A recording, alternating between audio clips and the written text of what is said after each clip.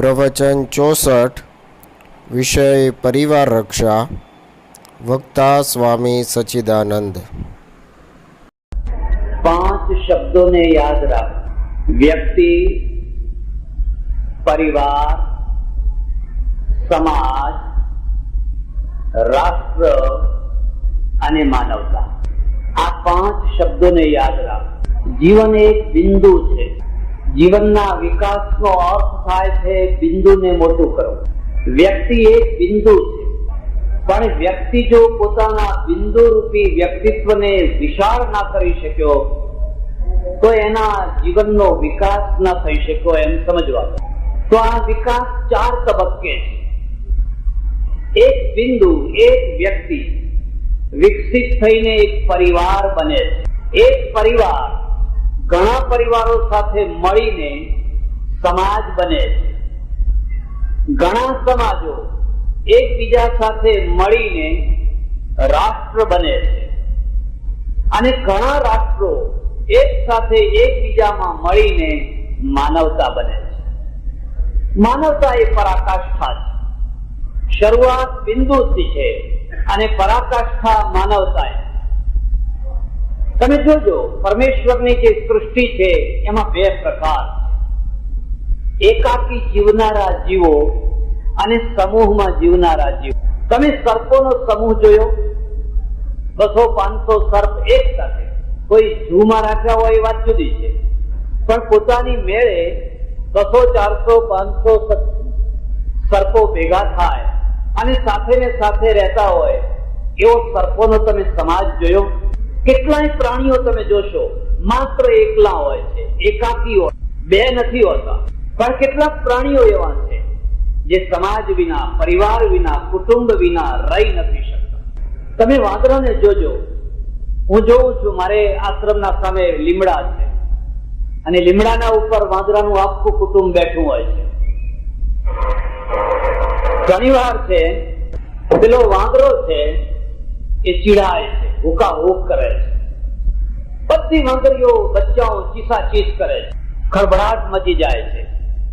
અડધો કલાક પછી શાંત। કોઈ વાંદરી, કોઈ બચ્ચું સમાજ છોડીને જતું નથી, સાથે ને સાથે રહે છે। કેમ કે સામાજિક પ્રાણી છે, સમૂહમાં રહેનારું પ્રાણી છે, પારિવારિક પ્રાણી છે। એટલે લડશે, ઝઘડશે, ચીસાચીસ કરશે, ખાવા માટે ઝૂંટાઝૂંટ કરશે, પણ રહેશે તો બધા સાથે સાથે ને સાથે।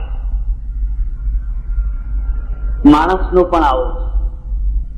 માણસ પણ સમૂહમાં રહેનારું પ્રાણી છે।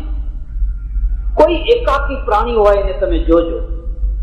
હું તમને એક ખાસ ભલામણ કરું છું, બધું કરજો, કોઈને એકાકી ના બનાવી દેશો। મહાપાપ છે। ખાસ કરીને જ્ઞાતિ પ્રથાની અંદર રૂઆબદાર માણસો, અહંભાવી માણસો બહુ ઝટ દઈને માણસને એકાકી બનાવી દેતા હોય છે। તમે કોઈ વાર એનો વિચાર કર્યો એનું શું થશે, એના બાળ બચ્ચાનું શું થશે? માણસને જયારે રૂઆબ ચડ્યો હોય,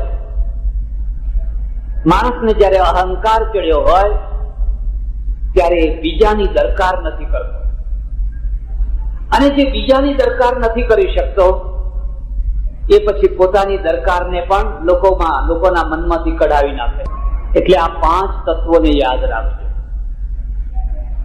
વ્યક્તિ એટલે શું, અને વ્યક્તિનું ભલું કરવું હોય તો શું કરવાનું?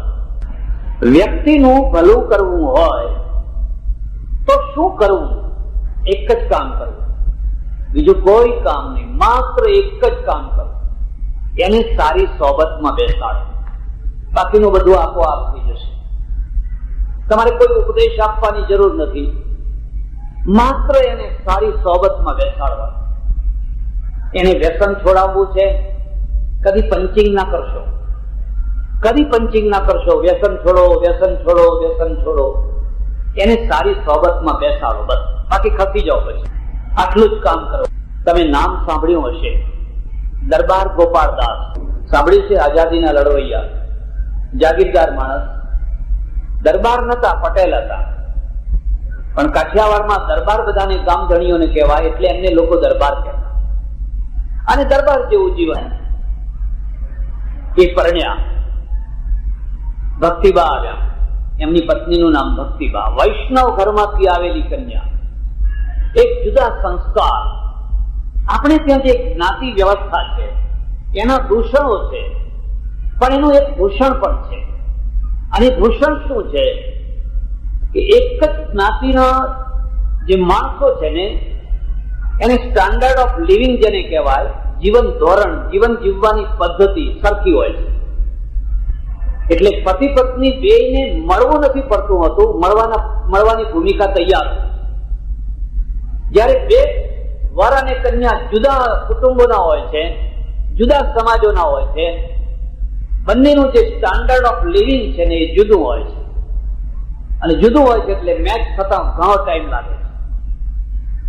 પેલાના ઘરમાં દાળ થાય છે, આના ઘરમાં દાળ થાય છે, જેવી દાળ અહીં થાય છે એવી દાળ અહીં થાય છે, જેવા રોટલા અહીં થાય છે એવા રોટલા અહીં થાય છે. એટલે બેયને તરફ મેચ થઈ જાય છે.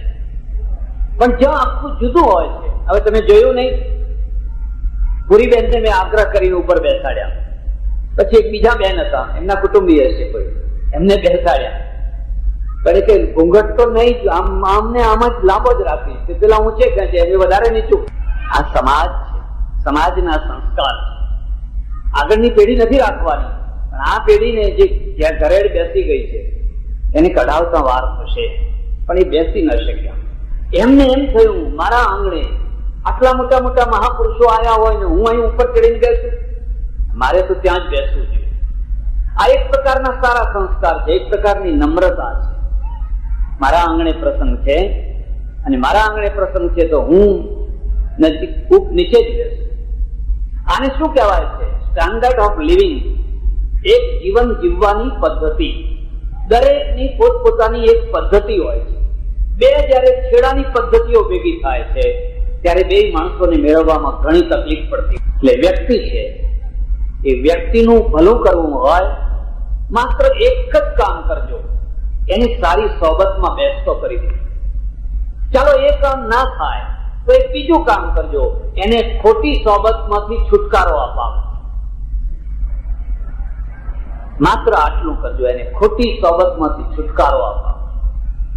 હવે ખોટી સોબતમાંથી છુટકારો ન અપાવી શકાય અને સારી સોબતમાં બેસાડી ન શકાય, તમે વ્યક્તિ માટે કરોડ પ્રયત્ન કરો, એનો ઉદ્ધાર નહીં થઈ શકે. એ ગમે ત્યાં હશે તો એનું કલ્યાણ નહીં થઈ શકે. ભક્તિબા આવ્યા. ભક્તિબાનું જે સ્ટાન્ડર્ડ છે ને, લિવિંગ સ્ટાન્ડર્ડ, એક પુષ્ટિ માર્ગી વૈષ્ણવનું છે. એના ઘરનું એક પવિત્રતા, સ્વચ્છતા, નિર્મળતા, આ ખવાય આ ના ખવાય, આમ અડાય આમ ના અડાય. આ બાજુનું જે સ્ટાન્ડર્ડ છે એ દરબારી સ્ટાન્ડર્ડ છે. દરબાર, કાઠિયાવાડના દરબારો સાથે દરબાર. પણ જયારે આવ્યા, ભારતની સ્ત્રી છે ને એ ચોરી વચ્ચે સૂર્યની શાખે, અગ્નિની શાખે, જયારે કોઈના હાથમાં હાથ મૂકે છે વડીલોની વચ્ચે, ત્યારે માત્ર હાથ નથી મૂકતી, એ જીવન મૂકે છે. હાથ તો પ્રતીક છે. એટલે એ સંસ્કારનું નામ છે પાણી ગ્રહણ સંસ્કાર. પાણી ગ્રહણ, પાણી એટલે હાથ, હાથ પકડવાનો સંસ્કાર. કેટલી મોટી જવાબદારી છે, કેટલી મોટી જવાબદારી છે. હવે કહે છે કે મેં મારું જીવન તમારા હાથમાં મૂકી, મને ખબર નથી ક્યાં ચાલવાનું છે, હું સમજતી નથી, તમે આગળ ને હું પાછળ, તમારા પગલે પગલે હું ચાલીશ. તમે ખાડામાં પડશો તો હું એ ખાડામાં પડીશ, હું તમારા પગલે પગલે. કેટલી મોટી વાત, સમર્પણ છે. આ કોઈ સોદો નથી, આ કોઈ કોન્ટ્રાક્ટ નથી કે 6 મહિના 12 મહિના થયા કે કોન્ટ્રાક્ટ ફેલ, ચાલો. આ બહુ મોટો સંસ્કાર છે, સમર્પણની ભાવના. અને જ્યાં સમર્પણની ભાવના છે ને ત્યાં લડશે, ઝઘડશે, બધું થશે, પણ પેલી ગાંઠ વાળેલી એ નહીં તૂટે, નહીં તૂટે, તે નહીં તૂટે. એટલે આપણે ગાંઠ વાળીએ, છેડાછેડી કરે છે કે ગાંઠ વાળે છે, ખૂબ ખેંચીને વાળે છે. એટલા માટે ગાંઠ વાળેલી છે કે આ જન્મે તો આ ગાંઠ ના તૂટે, પણ 7 જન્મે આ ગાંઠ ના તૂટે. કારણ કે આ ગાંઠ બે આત્મા વચ્ચેની ગાંઠ છે. આવ્યા, વાતાવરણ જોયું, બિલકુલ જુદું વાતાવરણ. જે બાપના ઘેર ઉછરી એનું વાતાવરણ જુદું, અહીંનું વાતાવરણ જુદું. હવે આ ઘરમાં રહેવાશે કેવી રીતે, આ ઘરમાં જીવાશે? તમે કદી સ્ત્રી થઈને સ્ત્રીના પ્રશ્નોનો વિચાર કર્યો છે? તમે પુરુષો છો, તમે કદી સ્ત્રી થઈને સ્ત્રીના જીવનનો વિચાર કર્યો છે? હડફડ 11 વાગે 12 વાગે ઘેર પહોંચ્યા અને જેમ પેલા નાયક સુબેદારો હોય ને એવી રીતે ઓર્ડર કરવા માંડ્યા, એ રોટલા છે કે, ફલાણું છે કે, ચા છે કે, આમ છે કે, તેમ છે કે. ખખડાવી નાખે, આમ ધ્રુજાવી નાખે આખા ઘરને. આ તમારા 4 છોકરા સાચવવાના એને છે. તમને ખબર છે 4 છોકરા કેવી રીતે સચવાય છે? એક અઠવાડિયું સાચવી જુઓ. 4 તમારા માથા ઉપર માર્યા હોય ને, એક ખંભા ઉપર ને એક માથા ઉપર ને અહીંયા ને એક અહીંયા, પછી તમે જુઓ કે આ 4 છોકરા કેવી રીતે સચવાય. હમણાં હું જોતો હતો, બધા ગુલાંટિયા ખાતા હતા છોકરા, આમથી આમ. મજા પડી ગઈ. આ ગાદલા મળ્યા, કેટલો આનંદ છે. હું રસ્તામાં જોતો આવું, જુવાનિયાઓ આવે છે, બહેનો આવે છે, દીકરીઓ આવે છે, છોકરાઓ આવે છે. દરેકના ચહેરા ઉપર આનંદ છે, ઉમંગ છે, ઉત્સાહ છે. જમવાનો નહીં, જમવાનું તો ઘરે મળે છે, પણ મળવાનું યાદ રાખજો. તમે મળવાનું જીવન લઈને આવ્યા છો કે બિછડવાનું જીવન લઈને આવ્યા છો? આટલો ખર્ચો કરીને જો સમાજ મળતો હોય, આટલો ખર્ચો કરીને જો સમાજની ગંગા એક થતી હોય, એનાથી વધારે કયું મોટું કામ હતું? પણ આ ભક્તિબાઈએ મનમાં નક્કી કર્યું, જે હોય તે તમારે હવે અહીંયા ફિટ થવું. એક બીજી વાત યાદ રાખજો બહેનો, તમને કહું છું, તમારા ઘરમાં ગમે એવું દુઃખ હોય, સુખ હોય, જે હોય, તો તમારા ઘરની નિંદા અને ઘરના માણસની નિંદા જો બહાર કરતા થયા ને, તો કોઈ દિવસ તમે સુખી નહીં થઈ. અમારે ઇલાહાબાદમાં યુનિવર્સિટીના બધા પ્રોફેસરો, લગભગ 200-250 પ્રોફેસરો, આ બધા પ્રોફેસરોની પત્નીઓ, પ્રોફેસરો તો જાત જાતની ક્લબોમાં જાય, એમની પત્નીઓ એ બધાએ વિચાર કરીને નિર્ણય કર્યો કે આપણે પણ એક ક્લબ બનાવો, એક સંસ્થા બનાવો. 200-250 પ્રોફેસરોની પત્નીઓની એક સંસ્થા બનાવી. પહેલા દિવસે મીટિંગ મળી, વિચાર કર્યો કે આ સંસ્થાને, આ ક્લબને નામ શું આપશું? 250 સ્ત્રીઓ છે, બધાના ઘરવાળા પ્રોફેસરો છે. આ સંસ્થાને નામ શું આપશું? એટલે એક બેને નામ સૂચ્યું, પતિ નિંદા ક્લબ. પતિ નિંદા ક્લબ. કે કઈક મોઢું ખોલવાની જગ્યા તો મળવી છે. આપણે એવું બંધારણ કરો કે આ વર્તુળની અંદર આપણે આપણા ઘરના જેટલી ફરિયાદો છે, જેટલા અસંતોષ છે, બધું અહીંયા કહી શકીએ. એટલે હા, વાત સાચી. ચાલો કે આપણે કાર્યક્રમ શરૂ કરો. એટલે એક જે સૌથી મોટી બેન હતી ને, એને નિંદા શરૂ કરી કે શું વાત કરું બેન, મારા ઘરવાળા તો એવા ભૂલકણા છે, એવા ભૂલકણા છે, એવા ભૂલકણા છે. એમના ચશ્મા એ કઈ મૂકી દે છે, એમની પેન કઈ મૂકી દે છે, એમનો રૂમાલ કઈ મૂકી દે છે, અને મારા ઉપર ગરમ થઈ જાય છે. મારો ચશ્મા ક્યાં ગયા, મારી પેન ક્યાં ગઈ, મારો રૂમાલ. હવે એમના ચશ્માની મારે કાળજી રાખવાની કે એમને રાખવાની? અને પછી લાલ લાલ લાલ લાલ ભૂમ જેવા થઈ જાય. પતિ નિંદા ક્લબ, યાદ રાખજો. આ તો ઠીક છે, હું છું તો પનારું પડ્યું પાર પાડું છું, બાકી એમના ચશ્મા હું ખોલી આપું. પછી એક બીજી બેન આવી, એને શરૂ કર્યું, ભાઈ તારે તો તોય સારા છે, મારા પતિ છે ને એ તો એવા છે કે લોકોના પૈસા લઈ આવે છે પછી આપવાનું જ ભૂલી જાય છે, એવા ભૂલકણા છે. લાવે છે બધી તરફ, 100 અહીંથી, 200 અહીંથી, 200 અહીંથી, 100 અહીંથી. અને જયારે પેલા લોકો માગવા આવે છે ત્યારે કે છે ના હો, કોઈ બીજાએ લીધા હશે, મેં નહીં હો, કોઈ બીજો હશે, હું નહીં એમ. અને ઝઘડા થાય અને પછી આપવા પડે છે, ખૂબ ઝઘડા થાય. પતિ નિંદા ક્લબ. પછી એક ત્રીજી આવી, પ્રૌઢ ઉંમરની, મોટી ઉંમરના, એમના પતિ રિટાયર થવાની તૈયારીમાં હશે. ભાઈ તમારે તો તોય સારું છે એમ, મારે તો એવા ભૂલકણા છે, એવા ભૂલકણા છે. એક વાર હું શાકભાજીની લારી ઉપર ઊભી શાકભાજી ખરીદતી હતી અને બીજી બાજુની ફળની લારીમાં એ ઉભેલા, તે મને આમ ધારીને જોયા કરે, આમ ટગર જોયા કરે. હું નજીક જઈને મેં કહ્યું કેમ, શું છે, જોવો છો? એ બેન તમને કઈ જોયા હોય એવું લાગે છે, કોઈ જગ્યાએ તમને જોયા હોય એવું લાગે છે, કઈ ઓળખીતા હોય એવું લાગો છે. આ બધાના વચ્ચે શું કરવું એમ? આવા ભૂલકણા છે. તમારે તો એવું નહીં થતું હોય. ભક્તિભાઈએ મનમાં નક્કી કર્યું, મારે આ જગ્યાએ ગોઠવાવું છે. સારી જગ્યાએ ગોઠવતા કોને ના ફાવે. માણસનું તપ ત્યારે શરૂ થતું હોય છે જ્યારે તમે ખરાબ જગ્યાએ પણ ગોઠવી શકો છો. સ્વર્ગમાં રહેતા કોને નથી આવડતું? જોકે ઘણાને સ્વર્ગમાં રહેતા નથી આવડતું, પણ નર્કમાં જઈને જે માણસ સ્વર્ગ બનાવી દે ને, એમ સમજવાનું એ તપસ્વી માણસ. ઘણા તો સ્વર્ગને નર્ક બનાવી દેતા હોય છે, અને ઘણા નર્કને સ્વર્ગ બનાવી દેતા હોય છે. આ દરબાર ખાય પીવે, આ તે બધા લક્ષણો જે દરબારોના હોય. રાત્રે મોડા આવે, આ સ્ત્રી રસોઈ બનાવીને એમને એમ ભૂખીને તરસી બેસી રહે.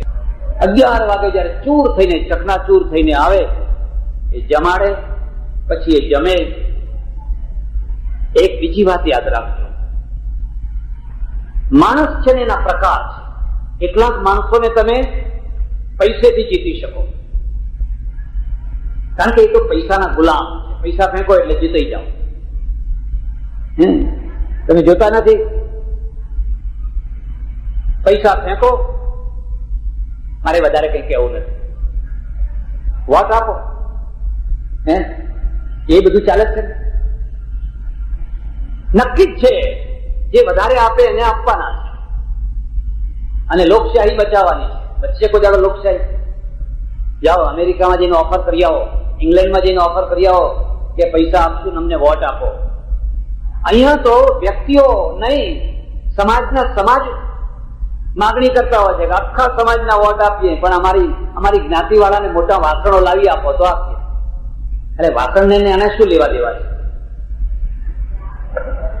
આ પ્રજાનું ઉત્થાન નથી, આ પ્રજાનું પતન છે. અને એ પતન રાજકારણનું પતન લાવશે. કેટલાક માણસો એવા છે, તમે બહુ જલ્દી એમને પૈસેથી ખરીદી શકો. કેટલાક માણસો એવા છે, તમે દંડાથી એને ખરીદી શકો. જો તમને ડોળા કાઢતા આવડતા હોય, તમને બહુડા પાયો ચડાવતી આવડતી હોય, તો તમે લોકોને ખરીદી શકો. કેટલાક લોકો એવા છે જેમને તમે માત્ર હૃદયથી ખરીદી શકો, પૈસાથી નહીં, ડોળા કાઢીને નહીં.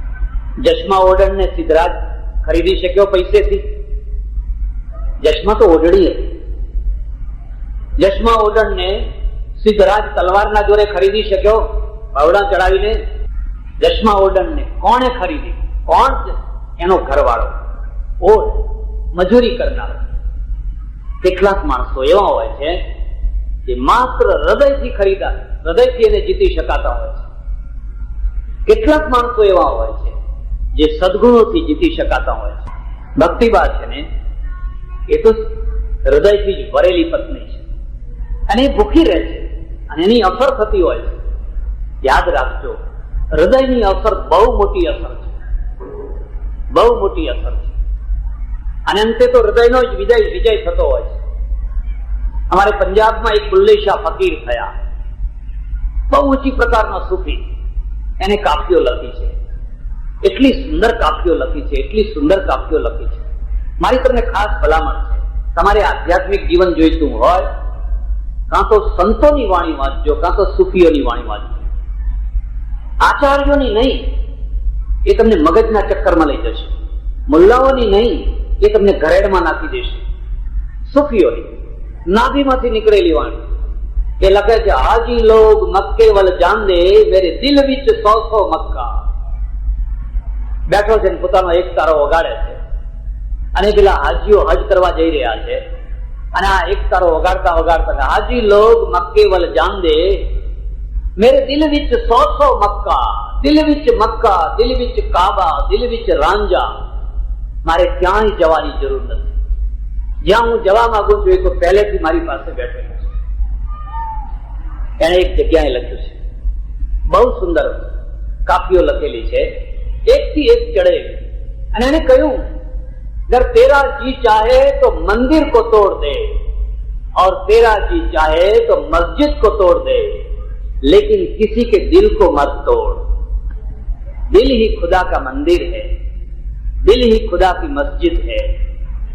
वो मंदिर टूटा, मस्जिद तूटी, તો એને જોડનારા કડિયા છે, એને સાંધનારી સિમેન્ટ છે.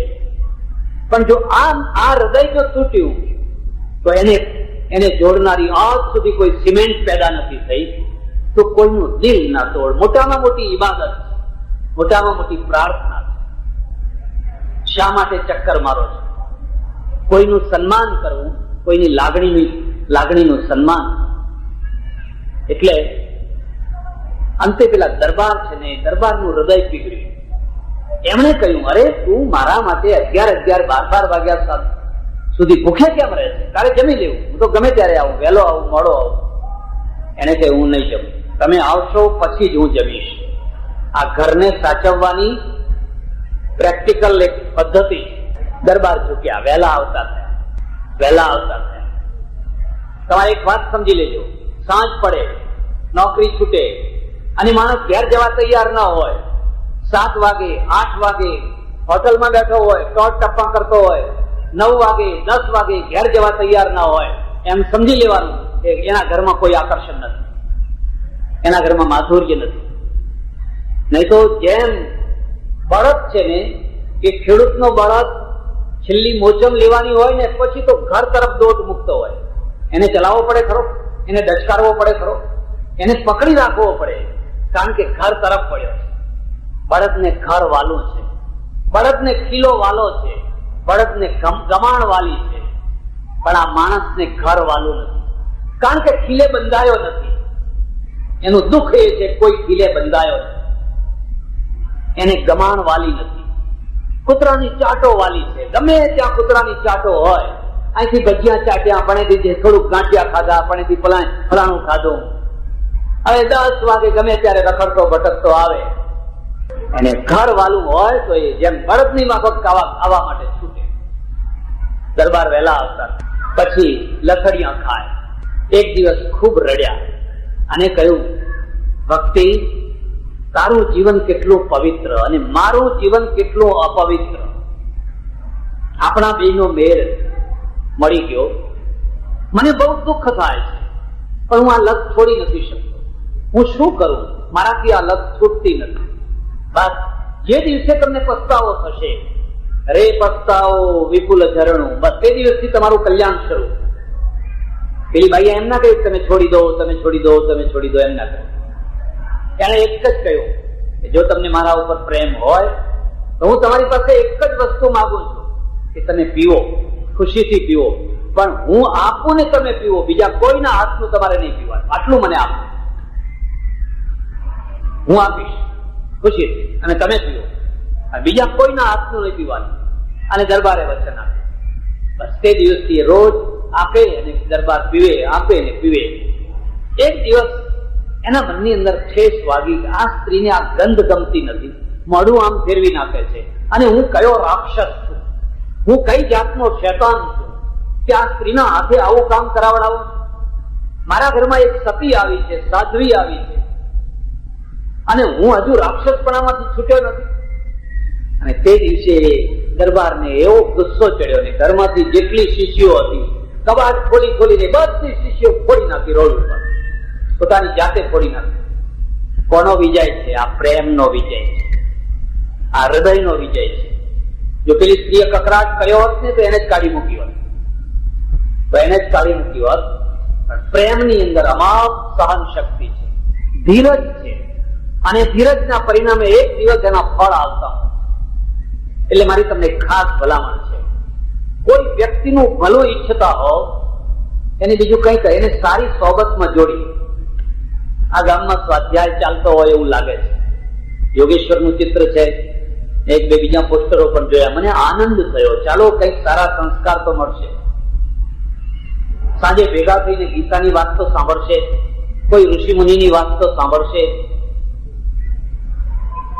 કોઈ ઉપનિષદની વાત તો સાંભળશે. પણ હું તમને એક બીજી વાત કહું છું, એ ખાસ યાદ રાખજો. તમે ગીતાની વાત કરજો, તમે ઉપનિષદની વાત કરજો, તમે રામાયણની વાત કરજો, પણ માત્ર એક વ્યક્તિ સાથે બદ્ધ ના થઈ જશે, નહીં તો પછી ઉલમાંથી ચૂરમાં પડ્યા જેવો. આપણા ત્યાં એક બહુ મોટા દૂષણો છે, અને એ દૂષણો એવા છે કે ગાયત્રી વાળા ગાયત્રી સિવાય બીજી કોઈ વાત ના કરવા દે, પેલા બ્રહ્માકુમારી વાળા બ્રહ્માકુમારી સિવાય બીજી કોઈ વાત ના કરવા દે, ફલાણા સિવાય એ ભજન અહીં ના ગવાય, એ ભજન અહીં ના ગવાય.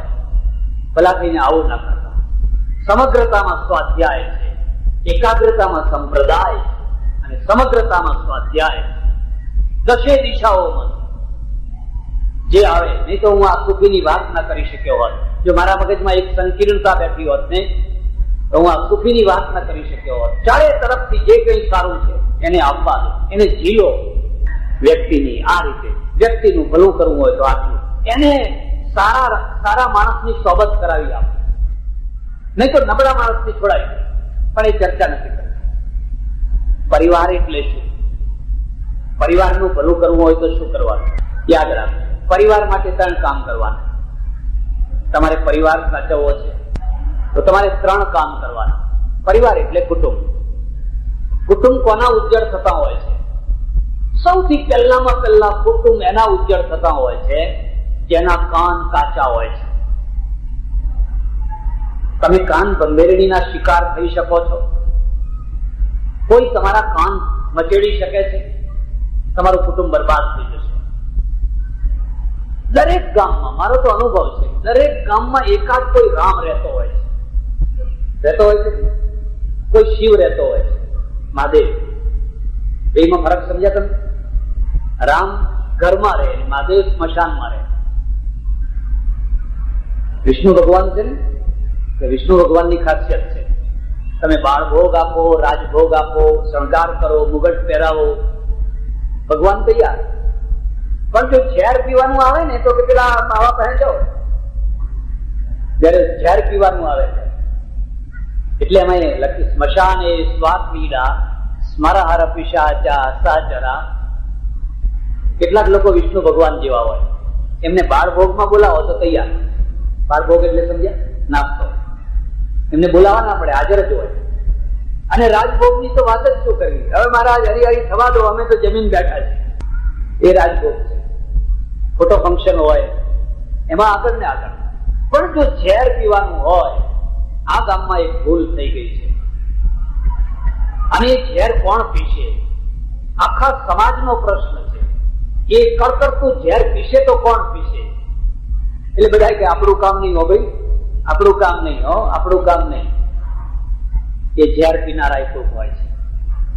અને એ મહાદેવ થતા હોય, પેલા દેવ ને આ મહાદેવ, એ ઝેર પીનારા મહાદેવ થતા હોય છે. પણ સોમલ પચાવવું જેમ અઘરું છે એમ ઝેર પચાવવું અઘરું. મારે આશ્રમમાં કાલે ફોન આવ્યો, રાત્રે કેટલાક થી ફોન આવ્યો. એક બેન છે, 2 છોકરીઓ છે, 10 ને 11 વર્ષની 2 છોકરીઓ છે. બેનની ઉંમર 31 વર્ષની છે. એના ઘરવાળાએ ઘરમાંથી કાઢી મૂકી. હવે એક બેકરી વાળાના ઓટલા ઉપર સુઈ જાય છે. તમારા આશ્રમમાં એને રાખશો? એને રહેવાની કોઈ જગ્યા નથી. એના ઘરવાળાએ એને કાઢી. આ ઝેર છે, કોણ પચાવી શકે? કેમ? આટલું મોટું ગામ, આટલું મોટું નગર, કોઈ ઘર એને સંઘરતું નથી. ઓટલા ઉપર સુઈ રહે છે, રોજના ઓટલા ઉપર. બેકરી વાળો એને 5-10 રૂપિયા આપે છે કામ કરવાના. અને પછી 2 છોડીઓ લઈને આ એક સ્ત્રી છે, એ રોડ ઉપરના ઓટલા ઉપર સુઈ જાય છે. અને લુખ્ખા માણસો, ગુંડા માણસો, અસામાજિક માણસો હરતા ફરતા ગમે તેવું બોલે, ગમે તેમ કરે છે. આખા ગામમાં કોઈ માણસ જીવે છે? કોણ મહાદેવ થાય? છે કોઈ સંસ્થા જે એને કહે ચાલ બેટા, ચાલ તારા ઘરવાળાએ કાઢી મૂકી, તું મારા ઘેર ચાલ? અને જે લઈ જાય એની દશા શું થાય? પશ્ચિમમાં ને પૂર્વમાં ફરક છે. પશ્ચિમની સ્ત્રી છે ને એ સીધી હોટલમાં જઈને ઉતરી શકે છે, હોટલમાં જઈને ઉતરી શકે છે, નોકરી કરીને પોતાના પગ ઉપર ઉભી રહી શકે છે. ભારતની સ્ત્રી તો લાચાર, એને કાઢી મૂકી એટલે કોડી, એક જુત્તી બરા. એનું શોષણ થવાનું, એના શોષણને રોકી નહીં શકાય. એનું શોષણ થવાનું, કારણ કે કાઢી મૂક્યા પછી એ કોડી નહીં, ક્યાં જાય, ક્યાં જઈને ઉભી રહે. કોઈ માણસ એવો નીકળે જે આ ઝેર ને પીવે, ચાલ મારા ઘેર ચાલ, કોણ પીવે? એટલે પરિવાર છે, એ પરિવારનું જો ભલું કરવું હોય તો એના માટેના 3 રસ્તા. પહેલામાં પહેલી શરત છે, તમારા પરિવારમાં કાચા કાનના માણસો છે? કારણ કે એક રામ રહેવાના ગામમાં, કૃષ્ણ રહેવાના. રામમાં કૃષ્ણમાં ખબર છે તમને શું ફરક છે? રામ સીધું ધનુષ્માન ચલાવે છે અને કૃષ્ણ જાતે નથી ચલાવતા, અર્જુન પાસે ચલાવડાવે છે. એનો ભેદ સમજાય છે તમને? એ કહે છે હું રથ આપીશ, તું ચલાવ. અર્જુન કે મારે આ ધનુષ્માન ચલાવવું નથી, નામ મૂકેલું છે, મારે નથી ચલાવવું. કૃષ્ણ છોડી દીધો? નહીં. તસ્માદ યુદ્ધસ્વ ભારત. અર્જુન, આ લડાઈનો મોકો છે અને આ વખતે તારું કાયરતા ના બતાવ, આ વખતે તું દૈન્ય ના બતાવ. આ બેમાં આટલો એટલે કૃષ્ણ વિજય મેળવે. રામની પાસે શૌર્ય છે, કૃષ્ણની પાસે શૌર્ય અને પોલિટિક્સ બે, રાજનીતિ છે ને બે, એટલે વિજય મળે. પણ જે કૃષ્ણે પાંડવોનો ઉદ્ધાર કર્યો એ કૃષ્ણ યાદવોનો ઉદ્ધાર ના કરી શકે. કરી શકે? પાંડવોનો ઉદ્ધાર કર્યો પણ દ્વારકાના યાદવોનો ઉદ્ધાર ના કરી શક્યો. દ્વારકાના યાદવો છે ને કરોડોની સંખ્યામાં, હજારોની, લાખોની સંખ્યા અને સોનાની દ્વારકા. કૃષ્ણ થાક્યા, હાર્યા, પગે લાગીને ત્યાંથી ખસી, મારે અહીં નથી રહેવું. કદાચ દાખલો બેસાડવો હોય તો જે ગાંધીજીએ આખા ભારતને અહિંસાનો સંદેશો આપ્યો એ પોરબંદરને અહિંસાનો સંદેશો ના આપ્યો. પોરબંદરમાં માણસને મારવું કે કૂતરાને મારવું બે સરખું છે. કદાચ આવું થતું હશે, દીવા નીચે અંધારું રહેતું જ હશે. હવે દીવા બદલાઈ ગયા, હવે દીવા નીચે અજવાળું રહે, દીવા ઉપર અંધારું રહે. પેલી આમ રકાબી મૂકી હોય છે, પણ આ વાસ્તવિકતા છે. અને માણસને મરતી વખતે પોતાનું કુટુંબ છોડવું પડે, પોતાનો પરિવાર છોડવો પડે. કેટલી વેદના હશે, કેટલી પીડા હશે. હું મરણ પથારીએ પડ્યો હોઉં અને મારી આજુબાજુ મારા છોકરા ઉભા હોય, વહુ ઉભી હોય, ભાઈઓ ઉભા હોય, હાથ જોડીને બાપા બાપા કરતા હોય, મરતાય આનંદ આવે. પણ એ બધાના મોઢા જોવાને લાયક નથી એમ સમજીને બધાને છોડી અને કોઈ પીપળાના ઝાડ નીચે એકાકી જઈને બેસવું પડે. કેટલી વેદના હશે. તમે કદી કૃષ્ણની વેદનાને સમજી શક્યા? યાદવોનો ઉદ્ધાર ન કરી શક્યા. કેમ ના કરી શક્યા? કારણ કે યાદવોના અપલક્ષણો છૂટ્યા નહીં. પાંડવો હાથ જોડીને, તમે કહેશો એમ કહેશો, પાંડવોમાં આધીનતા છે, યાદવોમાં આધીનતા નથી. એટલે આ બીજી વાત યાદ રાખજો, સારામાં સારું બી છે ને એ પણ ધરતીની અપેક્ષા રાખે છે. ધરતી મળે તો કેસર કેરી ઉભી થાય, ધરતી મળે તો હાપુસ આંબો ઉભો થાય. તમારી પાસે બી સારામાં સારું છે પણ તમે ખારી જમીનમાં જઈને વાવી આવ્યા સમુદ્રના કિનારે, એમાં કશું ઉગવાનું નથી. વાંક બીનો નથી, ધરતીનો છે. પાંડવો ધરતી છે અને યાદવો ખારી ધરતી છે, એટલે કશું ઉગ્યું. દરેક ગામમાં આવા એક ને એક માણસો રહેતા હોય છે. દરેક ગામમાં એક શકુની રહેતો હોય છે, અહીં નહીં રહેતા હોય છે. એક મંથરા રહેતી હોય છે, ખરું કે? એક કૈકઈ રહેતી હોય છે. આ સનાતન પાત્રો છે. આ પાત્રો કદી મરતા નથી, આખી દુનિયામાં છે. આને તમે ઇતિહાસ ના સમજી લેતા. આ સનાતન પાત્રો છે. કાન મચેડો એટલે મચડી જાય એક કૈકઈ રહેતી હોય. કારણ કે રામાયણ ચાલુ જ છે. મને કે બાપજી આ ટીવી ઉપર રામાયણ આવવાનું છે. અરે તમારા ઘરનું રામાયણ તો જુઓ. આ ટીવી નું રામાયણ શું, કે તમારા ઘરનું મહાભારત તો જુઓ. એક મંથરા રહેતી હોય છે, એક શકુની રહેતો હોય. અને એ બધાનું કામ હોય છે કે જે કાચા કાનના માણસો છે એના કાન મચેડો અને એના કુટુંબને, એના પરિવારને બરબાદ કરો, વેર વિખેર કરો, છિન્ન ભિન્ન કરી નાખો, રાજી થો, બસ પછી આનંદ મારો, રાજી થો. આવું એક ગુંજા જેવું ગામ. કેટલો ઓછો ટાઈમ લેવાનો છે, વધારે લેવાનો? કોઈને ભૂખ નથી લાગી? આવું ગુંજા જેવું એક ગામ ને બધા ખેડૂતો અને બહુ સુખી અને બધા સત્સંગી, સ્વાધ્યાય જેવું મંડળ. રોજ બેસે બધા, કઈક અંદર ધુમાડો ભેગો થયો હોય તો કાઢી નાખે. ગામમાં લીલા લે, પૈસે ટકે સુખી, સંપત્તિ સુખી, એકતાથી સુખી, બધા સુખી. મને બહુ આનંદ થયો. તમારા ગામમાં પ્રસંગ ચૌધરીઓનો છે પણ પ્રેમ મુસ્લિમ ભાઈઓને પણ છે, બીજા ભાઈઓને પણ પ્રેમ હશે. આથી વધારે શું જોઈએ કે તમારે ત્યાં પ્રસંગ હોય અને બીજા ભાઈઓ પણ આવીને ઉભા રહે કે અમે તમારી સાથે છે.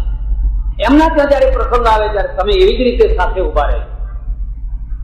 શા માટે, કોના માટે લડાઈ છે? એક ગામમાં રહેવું છે, એક સાથે રહેવું છે, પ્રેમથી રહેવું છે, હળી મળીને રહેવું છે. આખું ગામ સુખથી રહે, કદી કોઈ ઝઘડો ના થાય, કોઈ લડાઈ ના થાય. મારા ઓળખીતા એક મુખી હતા, એમનું નામ ભગવાન મુખી. મારી પાસે આયા, મને કે 40 વર્ષ સુધી ગામનું મુખીપણું કર્યું, ગાયકવાડી સરકાર 40 વર્ષ સુધી. મેં કર્યું તો ખરું, પણ તમારા મુખીપણાનો શું ફાયદો શું એ મને કહો. મને કે ફાયદો ગણો કે ના ગણો એટલો કે આ 40 વર્ષ સુધી મારા ગામમાં કદી કોઈ પોલીસે પગ નથી મૂક્યો. મેં કીધું તમે તમારું નામ ભગવાનભાઈ છે ને, તમે ભગવાન જ છો. 40 વર્ષ સુધી મારા ગામને પોલીસની છાયા નથી પડી. આ માણસમાં કેટલું વ્યક્તિત્વ કે ન્યાય એટલે ન્યાય, એ બોલે ન્યાય. સગા દીકરાએ ગુનો કર્યો હોય તો એ ન્યાય આપે. આટલું એનું વર્ચસ્વ, આટલું ગામ સુખી. એમાં એક 5-10 કિલોમીટર દૂરથી એક બેન આવેલી, પરણેલી, એ એના પતિને પંચિંગ કર્યા કરે. જયારે જુઓ ત્યારે પંચિંગ કર્યા કરે. મારા ભાઈને બોલાવો ને, મારા ભાઈને બોલાવો ને, મારા ભાઈને બોલાવો ને, મારો ભાઈ બહુ દુઃખી છે, કઈ કઈક થોડુંક સુખી થાય, મારા ભાઈને બોલાવો ને. હું તમને એક ખાસ સલાહ આપું, ઠીક લાગે તો સ્વીકારજો, નહીં તો નહીં. પહેલી સલાહ એ છે, બને ત્યાં સુધી ભાગીદારીમાં ધંધો ના કરવો. કરવો જ પડે તો સગાને ભાગીદાર ના બનાવો. આ બીજો, કદાચ મૂડી ના હોય ને કરવો જ પડે તો સગા છે એને ભાગીદાર ના બનાવો. કદાચ સગાને ભાગીદાર બનાવવા પડે તો સાળાને તો ના જ બનાવો. હવે ભાઈ તમે જાણો પછી. આ ભાઈ પાછળ પડી, બસ મારા ભાઈને બોલાવો, મારા ભાઈને બોલાવો, મારા ભાઈને બોલાવો. એટલે પેલા કહ્યું ભલે ત્યારે હવે બોલાવો, એના ભાઈને બોલાવ્યો. હવે એ ગામના સંસ્કાર જુદા, એક એક ગામની મથાવટી હોય છે. બોલો હોય છે કે નથી હોતી? ગુંજાની એક મથાવટી જુદી, કમાણાની જુદી, ફલાણાની જુદી. એક ગામ એવું હોય કે તમે એની ભાગોળેથી નીકળો ને એટલે ગમે તે માણસ મળ્યો હોય તમને પાણી પીવડાવે, ચા પીવડાવવા માટે ગામમાં લઈ જ જાય. એ ગામની મથાવટી. એક ગામ એવું હોય કે તમે હાલી ચાલીને એના ઘેર પહોંચ્યા હોય ને તો બસનો ટાઈમ બતાવી દે, હવે અત્યારે બસ જાય છે, તમે એના ઘેર પહોંચ્યા હો તો. ધ્યાન દો, એક એક ગામની એક મથાવટી હોય છે. ગામનું ઘડતર, જેમ વ્યક્તિનું ઘડતર હોય, જેમ કુટુંબનું ઘડતર હોય, એમ ગામનું ઘડતર થતું હોય છે. એના આગેવાનો ગામનું ઘડતર કરતા હોય છે. અમે ગામ ફરીએ એટલે અમને અનુભવ થાય. પેલા ભાઈને લાવ્યા, 8-10-15 વીઘા જમીન આપી, બળદ લાવી આપ્યા, બધું કર્યું ને તો એ સુખી થયા, બહુ સુખી થયા. પણ એમને ખાસ તો શું કરી, ચાવી મચેડવાની, ચાવી ચડાવવાની, લોકોને લડાવવાના. ખૂબ લડાવવાનો પ્રયત્ન કર્યો પણ કોઈ લડે જ નહીં. હા, કે હવે આ ગામમાં રહેવાય કેવી રીતે? જ્યાં ઝઘડો ના હોય, જ્યાં છાજિયા ના લેવાતા હોય, એ ગામમાં રહેવું કેવી રીતે? બહુ થાક્યા, ઘણા પ્રયત્નો કર્યા પણ કોઈ લડે જ નહીં, બધા દયા માણસ. નજીકમાં એક જંગલ, આ તો જંગલમાં પહોંચી ગયો અને ખૂબ રડવા માંડ્યો તો બધા જાનવર ભેગા થયા.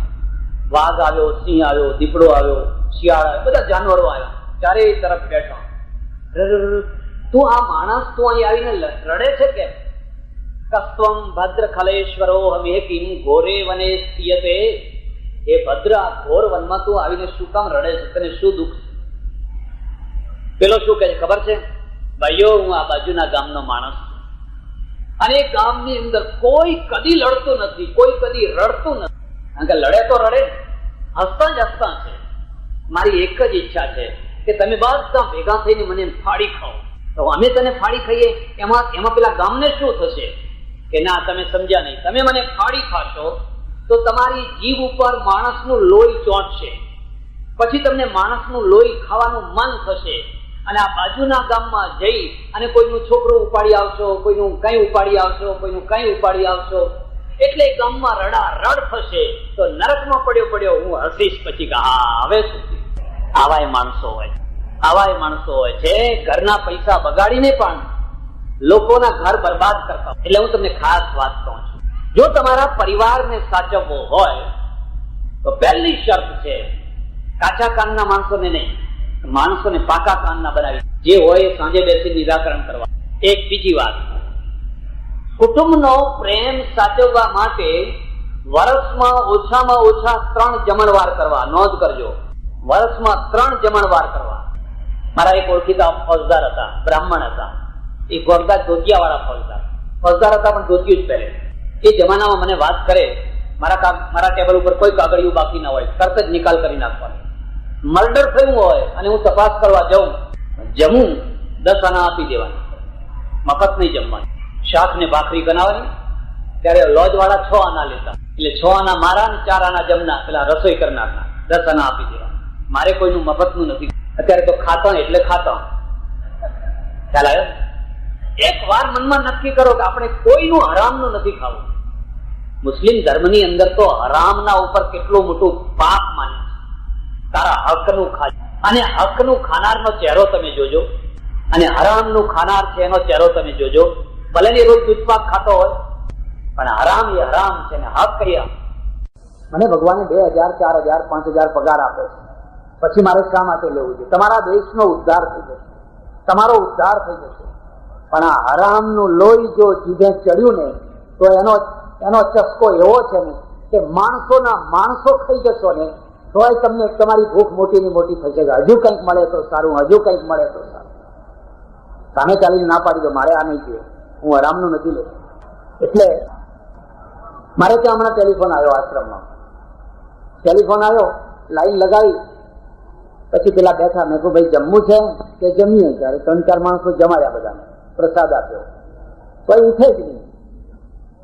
પછી એક છોકરાને મને કહ્યું, મને કે મારા લો ત્યારે કંઈક સમજો. એમ કે સમજો?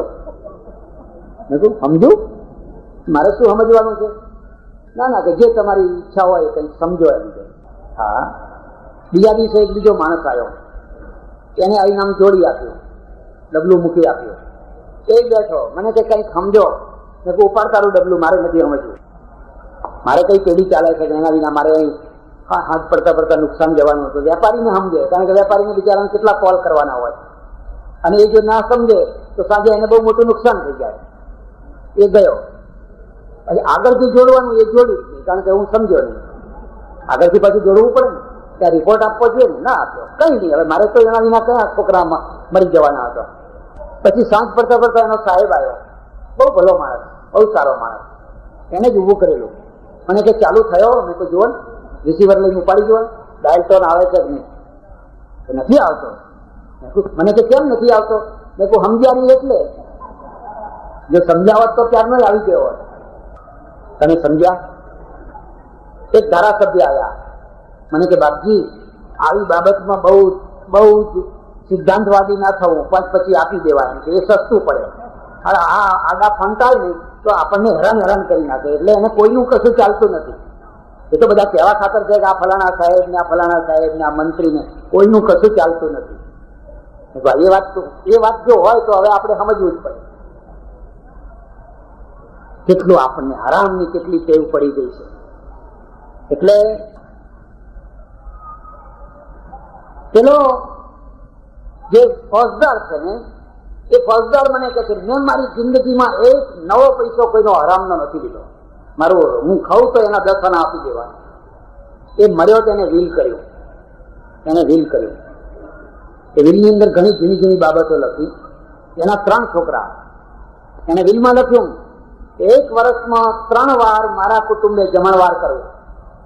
1 વાર વાસદમાં કરવો, મહીસાગરના કિનારે, બીજી વાર અહીં કરવો, ત્રીજી વાર અહીં કરવો, અને ગોળના લાડુ બનાવીને ખાવા. તો મેં કહું આવું વિલ કેમ કર્યું? મને કે બાપજી તમે સમજ્યા નહીં. છોકરા મારા ભણેલા ગણેલા મોટા ઓફિસર થઈ ગયા. એક મુંબઈમાં રહેતો હોય, એક કલકત્તામાં રહેતો હોય, એક મદ્રાસમાં રહેતો હોય. હવે ભેગા થવાનું એમની નિમિત્ત શું? ભેગા થવાનું પેલા જે એમની પત્નીઓ છે એ તો શું કહે છે, આંગળાથી નખ, એમને કઈ એટલું બધું હોય નહીં. આ છોકરાઓ છે એમને કઈ એટેચમેન્ટ રહ્યું નહીં. મારું કુટુંબ બરબાદ થઈ જાય. એટલે મેં કહ્યું કે તમારે બધું પડતું મૂકીને જેમ માતાનું કરવટું કરવાનું હોય એવી રીતે વર્ષમાં 3 વાર ભેગા થઈ અને 3 ભાઈઓએ વારાફરતી આ રીતનો જમણવાર કરો. જમણવાર થશે એટલે આ છોકરાઓના ચહેરા ઉપર આનંદ છે, સમૂહ જમણનો. બાકી ઘરમાં તો આજે હવે ઘણાના ઘરમાં મિષ્ટાન થતા હોય છે ને, છોકરા ખાતા નથી હોતા, પણ એક સમૂહ જમણનો આનંદ. એ બધા ભેગા થઈને રમે, જમે, આનંદ કરે અને ઉત્સાહ આવે. અમારું કુટુંબ. એકબીજાના સુખ દુઃખની વાતો પૂછે. કુટુંબ ભેગું કેવી રીતે થશે? તમને આ વાત મારી ગળે ઉતરે છે? કરશો જમણવાર? એ ઢીલા થઈ ગયા પાછા. જમવા જઈશું એમ કહી, કોઈ બોલાવશે તો જરૂર જઈશું. અરે આ સમાજમાં કેટલી પૂરી બનો બેઠી છે, એક પૂરી બેન નથી. અરે આ તો કેટલી, આ તો હવે ઉશ્કેરવામાં નથી આવતી. બાકી નહીં તો હમણાં બીજી ગોઠવી થઈ જાય પાછું. આના પાછળનો હેતુ એ છે કે આખો સમાજ, બધા કુટુંબો ભેગા થાય, એક સાથે બેસે અને એક સાથે બેસીને જમે, કારણ કે એમને પરિવારને સાચવવો છે. 2. ત્રીજી વાત યાદ રાખજો, પરિવાર ક્યારે સચવાતો હોય છે? જયારે પરિવારના અંદર એક સહન શક્તિ વાળું, ક્ષમા વાળું એક ડાયું માણસ હોય છે. જેના ઘરમાં આવું માણસ નથી હોતો એનું ઘર તૂટી જતું હોય છે. બે વાતો, સહન શક્તિ, ક્ષમા અને દાપણ. એનું પરિણામ શું છે? એ બધા દોષો પોતે ઓઢી લે છે. વહુથી દૂધ ઢળી ગયું, છોકરો આવવાની તૈયારીમાં છે. હવે જો આ સાસુ છે ને એ તરત જ ભડકો કરવા માંગે તો થઈ શકે છે કે આને આખું ઘેણું જોડી નાખ્યો, એના હાથ જ ડૂલા છે ને એના બાપે આમ છે ને ફલાણું છે ને કકરાટ કરે એટલે ભડકો તૈયાર તમારે. છોકરો આવી જાય છે ને ઘરેલું દૂધ જોડે છે, અને પેલી વહુ છે ને નવી નવી આવેલી બિચારી ધ્રુજી રહી છે. સાસુ છે ને ડાહી છે, દાપણ છે. એ તરત જ કે છે હા મારા હાથે ચડ્યું છે, પેલાના હાથે ચડ્યું છે, પણ નામ પોતાનું લે, કારણ કે એના ઉપર છોકરો ગુસ્સે નહીં ભરાય, પેલાના ઉપર ભરાશે. અને તરત જ ઓઢી લે છે. આ તો જતી હતી ને તે જરા ચીકણું હતું ને હાથ લપટ્યો એટલે આ દૂધ પડી ગયું. અને પેલી વહુ છે ને એ મનમાં એને પગે લાગે છે, સાસુ મળો તો આવી મળજો. પગે લાગે છે કે નથી મળતું? સાસુ મળો તો આવી મળજો. અને ત્યારે પેલો છોકરો શું કહે છે? હશે બા, કઈ વાંધો નહીં, એ તો તારાથી ઢળી જાય, મારાથી ઢળી જાય. અને એની વહુથી ઢળ્યું હોત એમ કહ્યું હોત તો પરોણો જ લે ના લે. અને પરોણો લે એટલે પેલી સાસુ રાજી થાય, હા હવે મારો દીકરો મરદ થયો. જ્યાં સુધી મારે નહીં, જોડે નહીં, ત્યાં સુધી મરદાનગી ના કહેવાય. અને પછી વહુનો વારો આવે, લો હવે ગડપણમાં તમને રોટલા ખવડાવું છું, હવે હું બદલો લઉં છું. પરિવારને આ રીતે સાચવા. એટલે પરિવારમાં એક ડાયું માણસ, એક સમજુ માણસ, એક સહન શક્તિ વાળું માણસ. અને સહન શક્તિની આ મોટી નિશાની છે, દોષો ઓઢી લે. આ મેં કહ્યું મારાથી થઈ ગયું, બસ આનાથી મોટી કોઈ સંત વૃત્તિ નથી. દોષો ઓળખતા આવડતા હોય. ભરતે જયારે કહ્યું, ભરતને કહ્યું કે આ કૈકેયીનો વાંક છે, અને કૈકેયીએ રામને વનમાં મોકલ્યા હતા. ભરતે કહ્યું ના, કૈકેયીનો વાંક નથી, વાંક મારો છે. કૈકેયીને મારા ઉપર મોહ થયો તો એને આવું કર્યું. જો હું જ ના હોત તો સબ અનરથ કર દોષી, હું બધા અનરથની જડ તો હું છું. કારણ કે મારા ઉપર મોહ થયો તો કૈકેયી આવું કરે. દોષના ટોપલા ઓઢવાય મહાદેવ ઓઢી શકે, અને એટલે મહાદેવ પૂજાતા હોય. જે ઘરમાં કોઈ ને કોઈ દોષ ઓઢનારું માણસ હોય છે એને આખા ઘરને બચાવી લેતું હોય છે. સમાજ એટલે શું? વ્યક્તિમાંથી કુટુંબ એટલે પરિવાર, અને ઘણા પરિવારો ભેગા થાય ત્યારે સમાજ. અહીં કેટલા પરિવાર ભેગા થયા છે? ખંડોસરથી આવ્યા છે, ફલાણાથી આવ્યા છે, ફલાણાથી આવ્યા છે. ખંડોસરમાં પાછા અમુક પરિવાર, તમારી જે અટકો હોય ને જુદી જુદી, આ અમુક ખડકી, આ અમુક ખડકી, આ અમુક ખડકી, એ પરિવાર. એ પરિવારો ક્યાં ભેગા થશે? એનું નામ સમાજ. સમાજ એટલે શું? હું તમને ખ્યાલ આપું. એક જાડું દોરડું લો, એક જાડું દોરડું, એને ઉકેલી નાખો, ત્રણ દોરડા નીકળશે, એમાંથી 3 નીકળશે. એ જે 3 દોરડા છે એમાંના એકને ફરી પાછું ખોલી નાખો તો એમાંથી તાર નીકળશે. એક તાર, એ એક તાર છે એ વ્યક્તિ છે. અને એવા ઘણા તારો છે ને એ એકબીજામાં વણાય છે. ધ્યાન દીધું, એકબીજામાં વણાય છે. અને જયારે વણાય છે ત્યારે વરેડું બને છે, એટલે એનું નામ વરેડું છે. વરત કે છે ને, આપણે ગુજરાતીમાં કહે છે ને વરત, વણાવવું. વણાવવાનો અર્થ સમજાય છે? હું તમારી સાથે, તમે મારી સાથે, આપણે બીજાની સાથે. હવે કોઈ વણાવ્યું જ નથી કોઈની સાથે. એકનો એક તાર અલગ છે, એ બકરીએ નહીં બાંધી શકે. આ વરેડું છે ને એ હાથી બાંધશે, મોટી શિલાઓ ઉપર ચડાવશે. પણ જે જુદા તાર છે આમ ભેગા કરો એનાથી કશું નહીં થઈ શકે. વણાશો તો કેવી રીતે વણાશો? એ વણાવવાની જે વૃત્તિ છે એ જ પ્રેમ. એટલે ઘણા પરિવાર છે ને એ જયારે ભેગા થાય ત્યારે એક સમાજ બને. ચૌધરીનો સમાજ, બ્રાહ્મણનો સમાજ, પટેલનો સમાજ, બ્રાહ્મણનો સમાજ, પટેલનો સમાજ, ફલાણાનો સમાજ, વાણિયાનો સમાજ. આ સમાજ, એ સમાજ એ પૂરું વરેડું નથી, એક છે. 3માંનું એક છે. એની ખાસિયત શું છે? એમાં 3 વસ્તુઓ જોઈએ, યાદ રાખી લેજો. એમાં 3 વસ્તુઓ જોઈએ. સૌથી પહેલામાં પહેલા આત્મીયતા. આ મારા માણસો છે. તમને દિલ્હીમાં કોઈ મળે, તમને કલકત્તામાં કોઈ મળે, અને ખાલી એટલું જ બોલે, તમે કોણ? તો કે અમે ભાઈ ચૌધરી છું, હું એ ચૌધરી છું. એમ કે હા, બસ તરત જ આત્મીયતા થાય. અમે બધા સાધુ થઈએ ને, અને સાધુ થયા પછી એ લોકો પૂછે મહારાજ તમારું દૂધ શું? એટલે પૂર્વાશ્રમમાં તમે શું હતા? એટલે કહીએ ભાઈ બ્રાહ્મણ. બ્રાહ્મણ હોય ને તરત જ સાગા, એમ બ્રાહ્મણ છો? હા, સારું સારું હો. અને વાઘરી કહીએ તો કોડીની કિંમત, કોડીની કિંમત, હા, તરત જ કોડીની કિંમત. લાયકાત આની યાદ હોય. અને બ્રાહ્મણમાં પૂછે, બ્રાહ્મણ ખરા, પણ કયા બ્રાહ્મણ? તો કે ફલાણા બ્રાહ્મણ. એમ કે બાપજી હું એક બ્રાહ્મણ છું. એક આત્મીયતા, આપણે ઈચ્છીએ કે ના ઈચ્છીએ પણ તરત જ એક આત્મીયતા થાય. સમાજના 3 ગુણો યાદ રાખજો. પહેલામાં પહેલી વસ્તુ છે, તમને આત્મીયતા થાય છે. અને આત્મીયતામાંથી શું ઉત્પન્ન થાય ખબર છે? આત્મીયતામાંથી ઉદારતા. તરત જ તમને ચલો ચા પીશો, પાન ખાશો, બીડી પીશો, હેડો ને મારે ઘર જમવા આવો ને, તો આ ઉદારતા કેમ બીજા માટે કેમ ના આવી? આત્મીયતામાંથી ઉદારતા. આ ગોઠ કરી એ ઉદારતા કેમ આવી આટલા બધા માણસોને? મને લાગે છે 1.5-2 લાખ રૂપિયા તો 2 લાખ તો ખર્ચો થશે. આ ખર્ચો કરવાનું કેમ મન થયું? કારણ કે આત્મીયતા. મારો સમાજ 73 ગામનો સમાજ દૂર દૂરથી આવે, મારા આંગણે આવે, અમારી ભાગોળે આવે અને અમારું આંગણું હેઠું કરે. એના હાથ ધોળેલું પાણી પડે, એના પગની ધૂળ અમારે આંગણે પડે. મોટા નેતાઓ આવે, મોટા ચમરબંધીઓ આવે અને ગરીબે આવે, કૃષ્ણે આવે ને સુદામાએ આવે, એક પંગતમાં બેસે અને એક સરખું જમે. આત્મીયતા કેમ? આ સમાજનું કારણ છે. એટલે સમાજમાં પહેલામાં પહેલું તત્વ છે આત્મીયતા, અને આત્મીયતામાંથી ઉદારતા. અને ઉદારતાનું પરિણામ શું? બસ એમાંથી એકતા આવી જાય. આપણે બધા એક થાવ. શા માટે એક થશું? બીજાને મારી નાખવા માટે નહીં, શિક્ષણ વધારવા માટે, આપણે આકૃતિને સારી બનાવવા માટે એકતા થશે. આ બધા જમીન ચાલ્યા નથી જવાના, ખોટી વાત છે. આ સમાજ ભરાયેલો છે. પહેલા લોકો ભરતા, નાક જમાડતા તે કરતા ત્યારે જમીન ચાલ્યા જતા. પાછી જે આ બધા ભેગા થયા છે એ કંઈક સંદેશો લઈને જશે. આપણી દીકરીઓ ભણવી જોઈએ, આપણા દીકરાઓ ભણવા જોઈએ. હવે એન્જિનિયર કરવા પડશે, હવે વકીલો કરવા પડશે, હવે ડોક્ટરો કરવા પડશે, સાહિત્યકારો કરવા પડશે, અને દીકરીઓને ભણાવવી પડશે.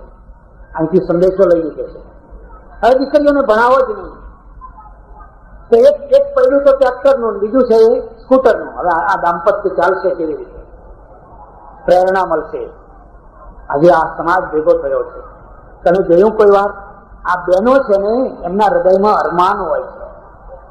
તમારી બુદ્ધિની અંદર સમજણ હોય છે. બેયના જીવનમાં આટલો ફરક છે. આજે કેટલી સુહાસિનીઓ આવી હશે, એટલે શું? પરણેલી સૌભાગ્યવતી સ્ત્રીઓ આવી હશે. એમના પતિ હશે, એમના બાળકો હશે, એમના છોકરા હશે, રમતા હશે. એક સ્ત્રી એવી હશે જે પરણેલી હોવા છતાં સૌભાગ્ય નથી થઈ. 25-10 વર્ષથી એને મૂકતા જ નથી, એનો બાપ મૂકતો જ નથી, બસ મૂકવી જ નથી. એ આવી હશે ને બેઠી બેઠી જોતી હશે, મારો એક પતિ છે, આવા છોકરા, આવું બધું, પણ મારા નસીબમાં કઈ નહીં. એના અરમાન છે ને એ તમને શાપ આપતા હશે. મેં કયું પાપ કર્યું કે મારું ઘર મારા બાપે તોડ્યું? કોઈ દુશ્મને ના તોડ્યું, પણ મારી સગી માએ મારું ઘર તોડ્યું. અને આખું ગામ કોઈ બોલતો નથી, અને મારા ઉપર તમે ક્યાં સુધી લગામ રાખશો? શું મારે મારું ઘર નહીં બાંધવાનું? તમારી ભૂલ થઈ હોય કે કુટુંબમાં કોઈ ભૂલ કરી હોય, એનો બદલો મારા ઉપર લેવાનો છે? આમાં આયા હશે કે નહીં આયા હોય એવા માણસો, અને એ વિચાર કરતા થશે કે નહીં થાય?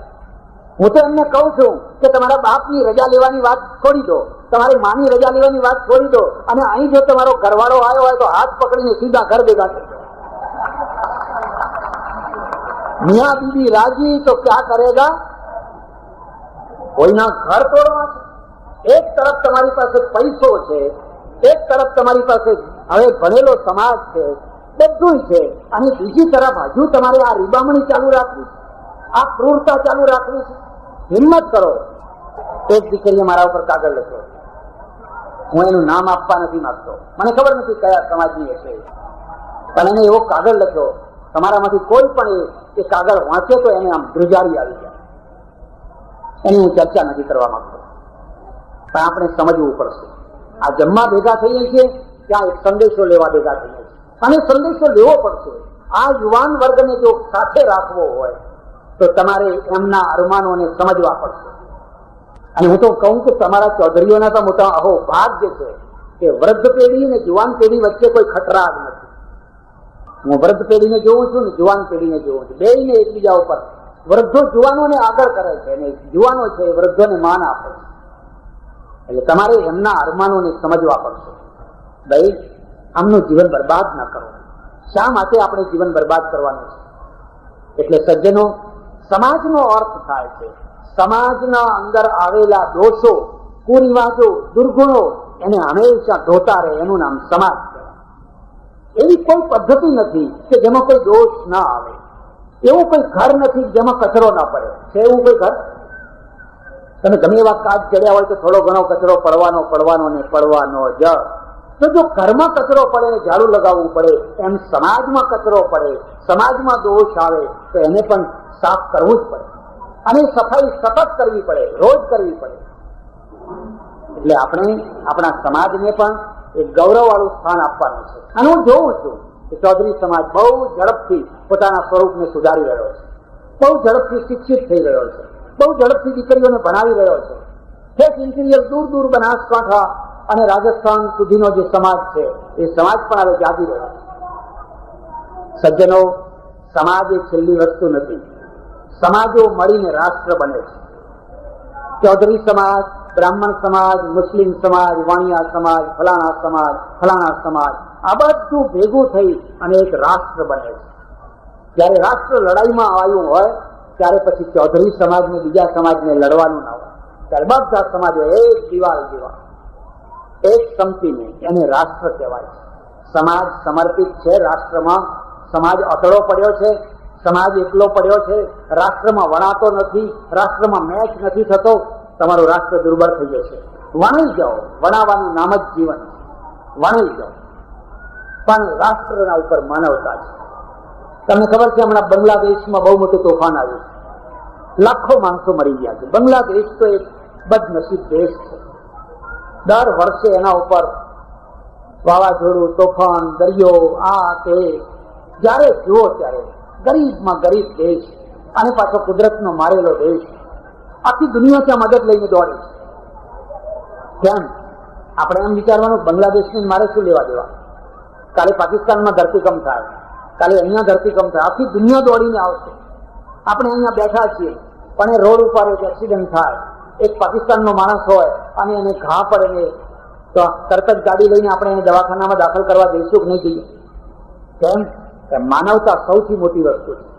એ હિન્દુસ્તાનનો હોય કે પાકિસ્તાનનો હોય, કે હિન્દુ હોય કે મુસ્લિમ હોય, એ ચૌધરી હોય કે વાણિયો હોય, પણ માનવતા સૌના ઉપરની ચીજ છે. આપણે કહીશું, લો મારું લોહી આપો, એને બચાવો, મારું લોહી આપો. આ માનવતા છે. એટલે આ 5 શબ્દોને યાદ રાખજો. અને 5 શબ્દોની અંદર મહત્વના 2 શબ્દો છે. એક પરિવાર અને બીજાનું નામ છે સમાજ. અહીંયા પરિવારો ભેગા થયા છે, અહીંયા સમાજ ભેગા થયા છે. પરિવારને બચાવવો છે, આપણે પરિવારને તોડવું નથી. કોઈના કુટુંબને તોડશો નહીં. બને તો કુટુંબને જોડજો, પણ કોઈના કુટુંબને તોડશો નહીં. આપણે સમાજ તોડવો નથી, પણ સમાજને જોડવો છે અને સમાજને રૂપાળો બનાવવો છે. પૂરી બહેન, મને બહુ ખબર નથી, પણ એટલું હું જાણું છું કે આ એક આટલી ઉંમરે પહોંચેલા બહેન, એની પાસે 2 પૈસા હશે. એમના મનમાં એક ભાવના જાગી, મારે આ પૈસાને શું કરવા? વારસદારોને આપી દેવા. અને વારસદારોના મનમાં પણ સદભાવ જાગે, ના હો, અમારે તમારો પૈસો નથી જોઈતો, તમે વાપરો, તમારા હાથે વાપરો. મર્યા પછી કોઈ તમારો ખાટલો ભરે અને ખાટલામાં તમે ત્યાં ઊંઘો, એના કરતા જીવતા જીવતા ખાટલો ભરો ને તો કોઈ બીજું ઊંઘે તો તમે નજરે તો જુઓ. હવે મર્યા પછી પેલી સીડી મૂકે ચાંદીની, નહીં? એટલે આટલી 3 પગથિયા વાળી સીડી ક્યાં ચડી જવાના, ચડવાના? ના, એમ કે આ તો બધું કરવું પડે. નીકળો, એમાંથી બહાર નીકળો. ખરો અર્થ એ છે કે તમે જીવતા જીવતા કંઈક કરો અને જીવતા જીવતા જોતા જાઓ, આ બધો આનંદ જોતા જાઓ. એટલે પુરીબેનના સદભાગ્ય જાગ્યા. એમના ભત્રીજાઓ, એમના પરિવારના બીજા માણસો, એમને પણ સદબુદ્ધિ થઈ અને કહ્યું, તમારો પૈસો તમે વાપરો, અમારે ના જોઈએ. અમને અમારું મળેલું અમે ભોગવીએ તોય ઘણું થઈ ગયું છે. શું કામ બીજાની મિલકતની આશા રાખો છો? પુરીબેને ગોઠ કરી. હું માનું છું ત્યાં સુધી આ પુરીબેને બીજા કામમાં પણ પૈસા આપ્યા હશે. એ તો હમણાં બતાવશે અને આપશે. જે માણસ જમાડે છે ને એ એકલો જમાડતો નથી હોતો, એનો હાથ બધે જ લાંબો થતો હોય. અને જે જમાડતો નથી, કોઈને પાણી નથી પીવડાવતો, એ તો બધી ડાહી ડમરી વાતો કરતો હોય. એક માણસ મારી પાસે આવ્યા, મને કે મહારાજ, હું આ ફૂલ માળામાં કદી માનતો નથી. મેં કહું, ભાઈ હું એ નથી માનતો, પણ આ લોકો લાવી ઢગલો કરે, શું કરવું હવે? નહીં એમ કે એ 1 રૂપિયો માળામાં ખર્ચીએ એના કરતા 1 રૂપિયો ગરીબ માણસને આપ્યો હોય તો કેટલું સારું.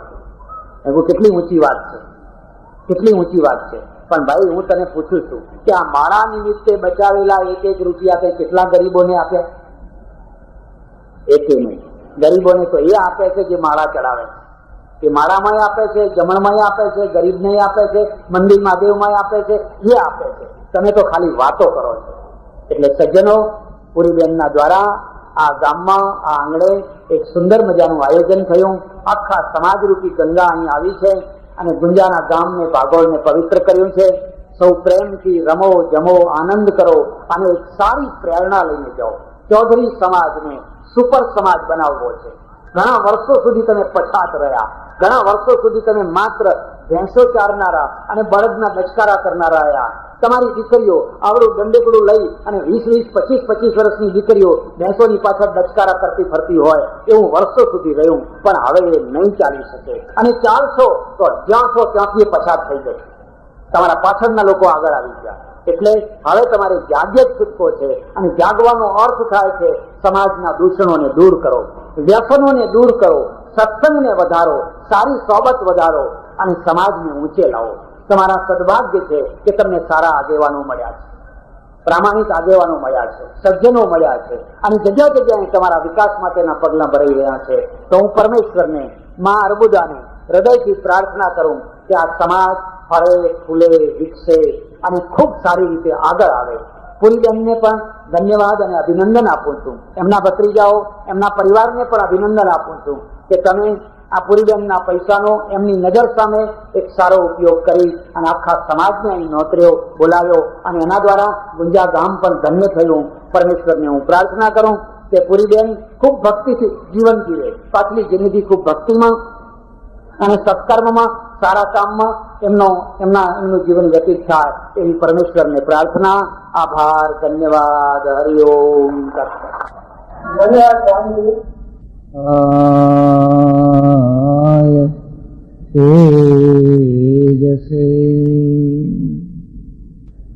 આજની સભાના પ્રમુખ શ્રી સાવરકુંડલા દશાશ્રીમાળી જૈન યુવક મંડળના પ્રમુખ શ્રી, મંત્રી શ્રી અને એમના બીજા સહયોગી ભાઈઓ, જેમની ઉદારતાથી વસંત વ્યાખ્યાન માળાનું આ શુભ કાર્ય થઈ શક્યું છે, થઈ રહ્યું છે, એવા દિવાળીબેન ટ્રસ્ટના ટ્રસ્ટી શ્રી, સજ્જનો અને બેન, પ્રવચન શરૂ કરતા પહેલા થોડી બીજી વાત કરીશ.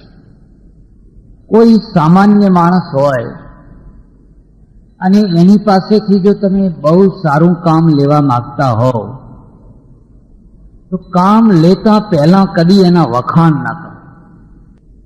માન ન પચાવવાથી અને અપમાન ન પચાવવાથી.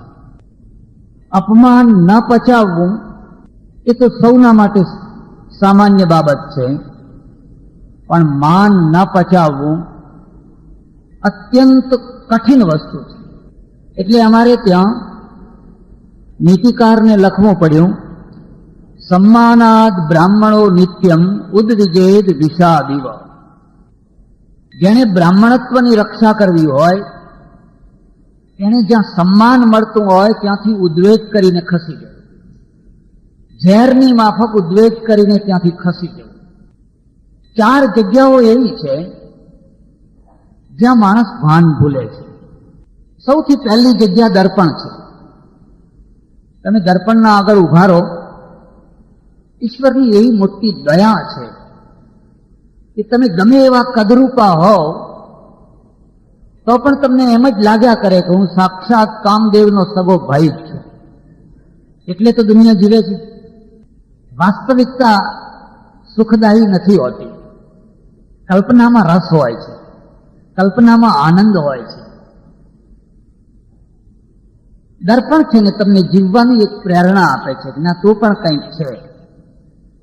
જો દર્પણ વાસ્તવિકતાનું ભાન કરાવી દે, અડધી દુનિયાને આત્મહત્યા કરી લેવી પડે. પણ આપણે બધા જીવીએ છીએ, કારણ કે આપણે બધા રૂપાળા છીએ, કોઈ કદરૂપા નથી, એટલે જ જીવીએ છીએ. અને રૂપાળાપણાનું સર્ટિફિકેટ રોજ દર્પણ આપે છે. માણસ એક બીજી જગ્યાએ ભાન ભૂલે છે. નાના બાળકને રમાડતો હોય, પોતાનું હોય અથવા પોતાના દીકરાનું દીકરું હોય, બાળક હોય, એને રમાડતો હોય, બહુ વહાલું હોય. એ છોકરું છે, એના દાદાને ઘોડો થવાનું કહે તો ઘોડો થાય. જે કે બહાર જુઓ તો એ વકીલ થઈને ધડાકા લેતો હોય, મોટો ઉદ્યોગપતિ હોય, મોટો વેપારી હોય, એનાથી લોકો ધ્રુજતા હોય. પણ એના નાના છોકરા આગળ તમે જઈને જુઓ તો એ જે કે કરવા માટે તૈયાર. એક ત્રીજી જગ્યા છે, પણ આ ત્રણેય કરતા એક ચોથી જગ્યા છે જ્યાં માણસ સૌથી વધારે ભાન ભૂલતો હોય છે. એ ચોથી જગ્યાનું નામ છે જ્યાં એના વખાણ થતા હોય. ઈચ્છા રાખે કે હજુ વધારે બોલે તો સારું, હજુ જરા વધારે બોલે તો સારું. આ દેશની આધ્યાત્મિકતા કોણે નાશ કરી તમને ખબર છે? અમે બધા પ્રાણ વિનાના મરદા કેમ થઈ ગયા? કારણ કે અમને બધાને વખાણનો ચસ્કો લાગ્યો. એટલે કેટલીક વાર તો લોકો વખાણ ના કરે તો વખાણ કરાવવા માટે અમે પૈસાદાર નોકરો રાખીએ છીએ અમારી સાથે ને સાથે.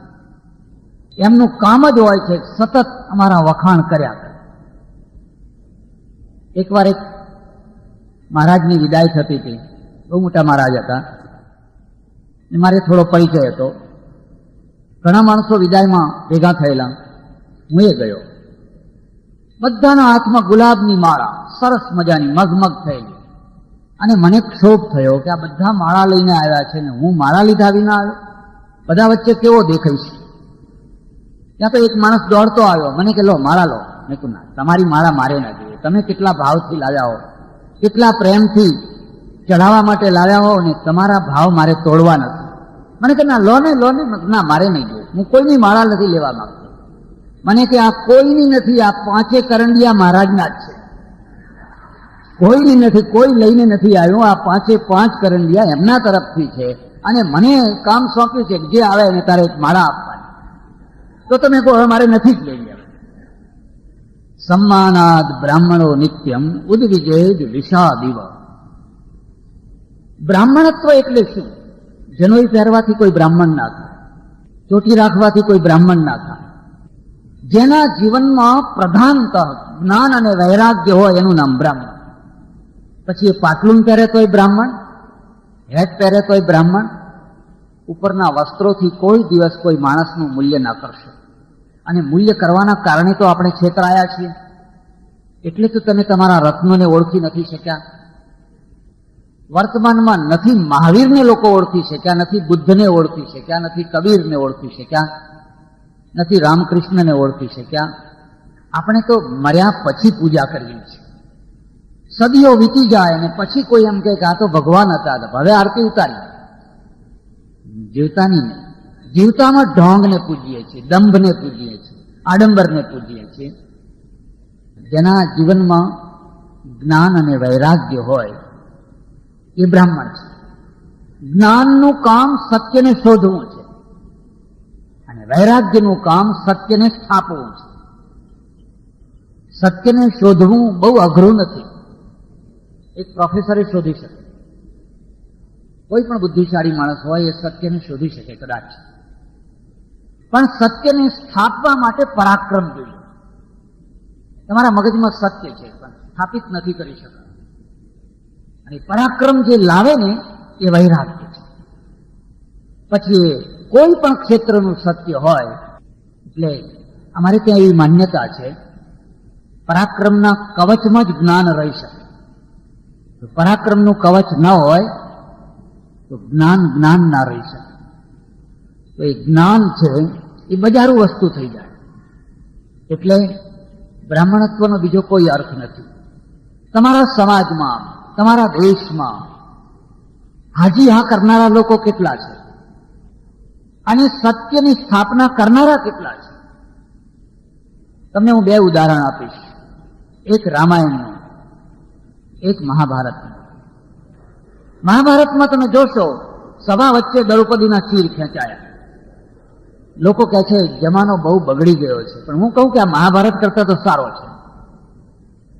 ભરી સભા વચ્ચે અત્યારે દ્રૌપદીના ચીર ખેંચાતા હશે, પણ કોઈ એકાંત અંધારા ખૂણામાં ખેંચાતા હશે, સભા વચ્ચે તો નહીં ખેંચાતા હોય. અને સભામાં કોણ બેઠું છે? ભીષ્મ બેઠા છે, દ્રોણ બેઠા છે, કૃપાચાર્ય બેઠા છે. એ સમયની દેશની મોટામાં મોટી હસ્તીઓ બેઠી છે. માત્ર દુર્યોધન જ નથી, માત્ર દુશાસન જ નથી. ભીષ્મથી મોટી હસ્તી કોણ હોઈ શકે? એમના રૂબરૂમાં દ્રૌપદીના ચીર ખેંચાય અને પાંડવો બેઠા છે. એકલી અબળા દ્રૌપદી ફિટકાર વરસાવી રહી છે અને ભીષ્મને પૂછે છે કે તમે મારા વડ સસરા થાઓ, તમારી રૂબરૂમાં મારી આ દશાને તમે કશું બોલતા નથી. નીચું ઘાલીને બેઠા છે. તમે મહાભારત જોજો, એક જ માણસ નીકળ્યો છે, એનું નામ છે સુકર્ણ, વિકર્ણ, પણ એનું કંઈ ચાલ્યું નહીં, બાકી કશું જ નહીં. એટલે દ્રૌપદીના ચીર માત્ર દુર્યોધને નતા ખેંચ્યા, જે બધા મૌન બેઠા હતા ને એ પણ એમાં એટલા જ જવાબદાર. એના ઉપરથી એક બીજી વાત તારણ કાઢી શકાય, શસ્ત્રશૂર કરતા વાકશૂર મહાન છે. આ તો બધા શસ્ત્રવેત્તાઓ છે. ભીષ્મ બાણાવળી છે, કર્ણ બાણાવળી છે, એકે એક શસ્ત્રધારી છે, મહારથીઓ છે. સેનાપતિઓ પેદા કરવા એટલું અઘરું કામ નથી, પણ એક સત્યની સ્થાપના કરનારો સોક્રેટિસ પેદા કરવો એ બહુ અઘરું કામ છે. મહાભારતમાં શું ખૂટે છે? અને એટલે દ્રૌપદીના ચીર ખેંચે. જરા રામાયણમાં આવો. રાવણે સીતાજીનું હરણ કર્યું, પણ સીતાજીના ચીર ના ખેંચ્યા. જો રામાયણ ઉપાડીને જુઓ, ચીર તો ના ખેંચ્યા. 11 મહિના સુધી સીતાજીને રાખ્યા, પણ આંગળી ના અડાડી.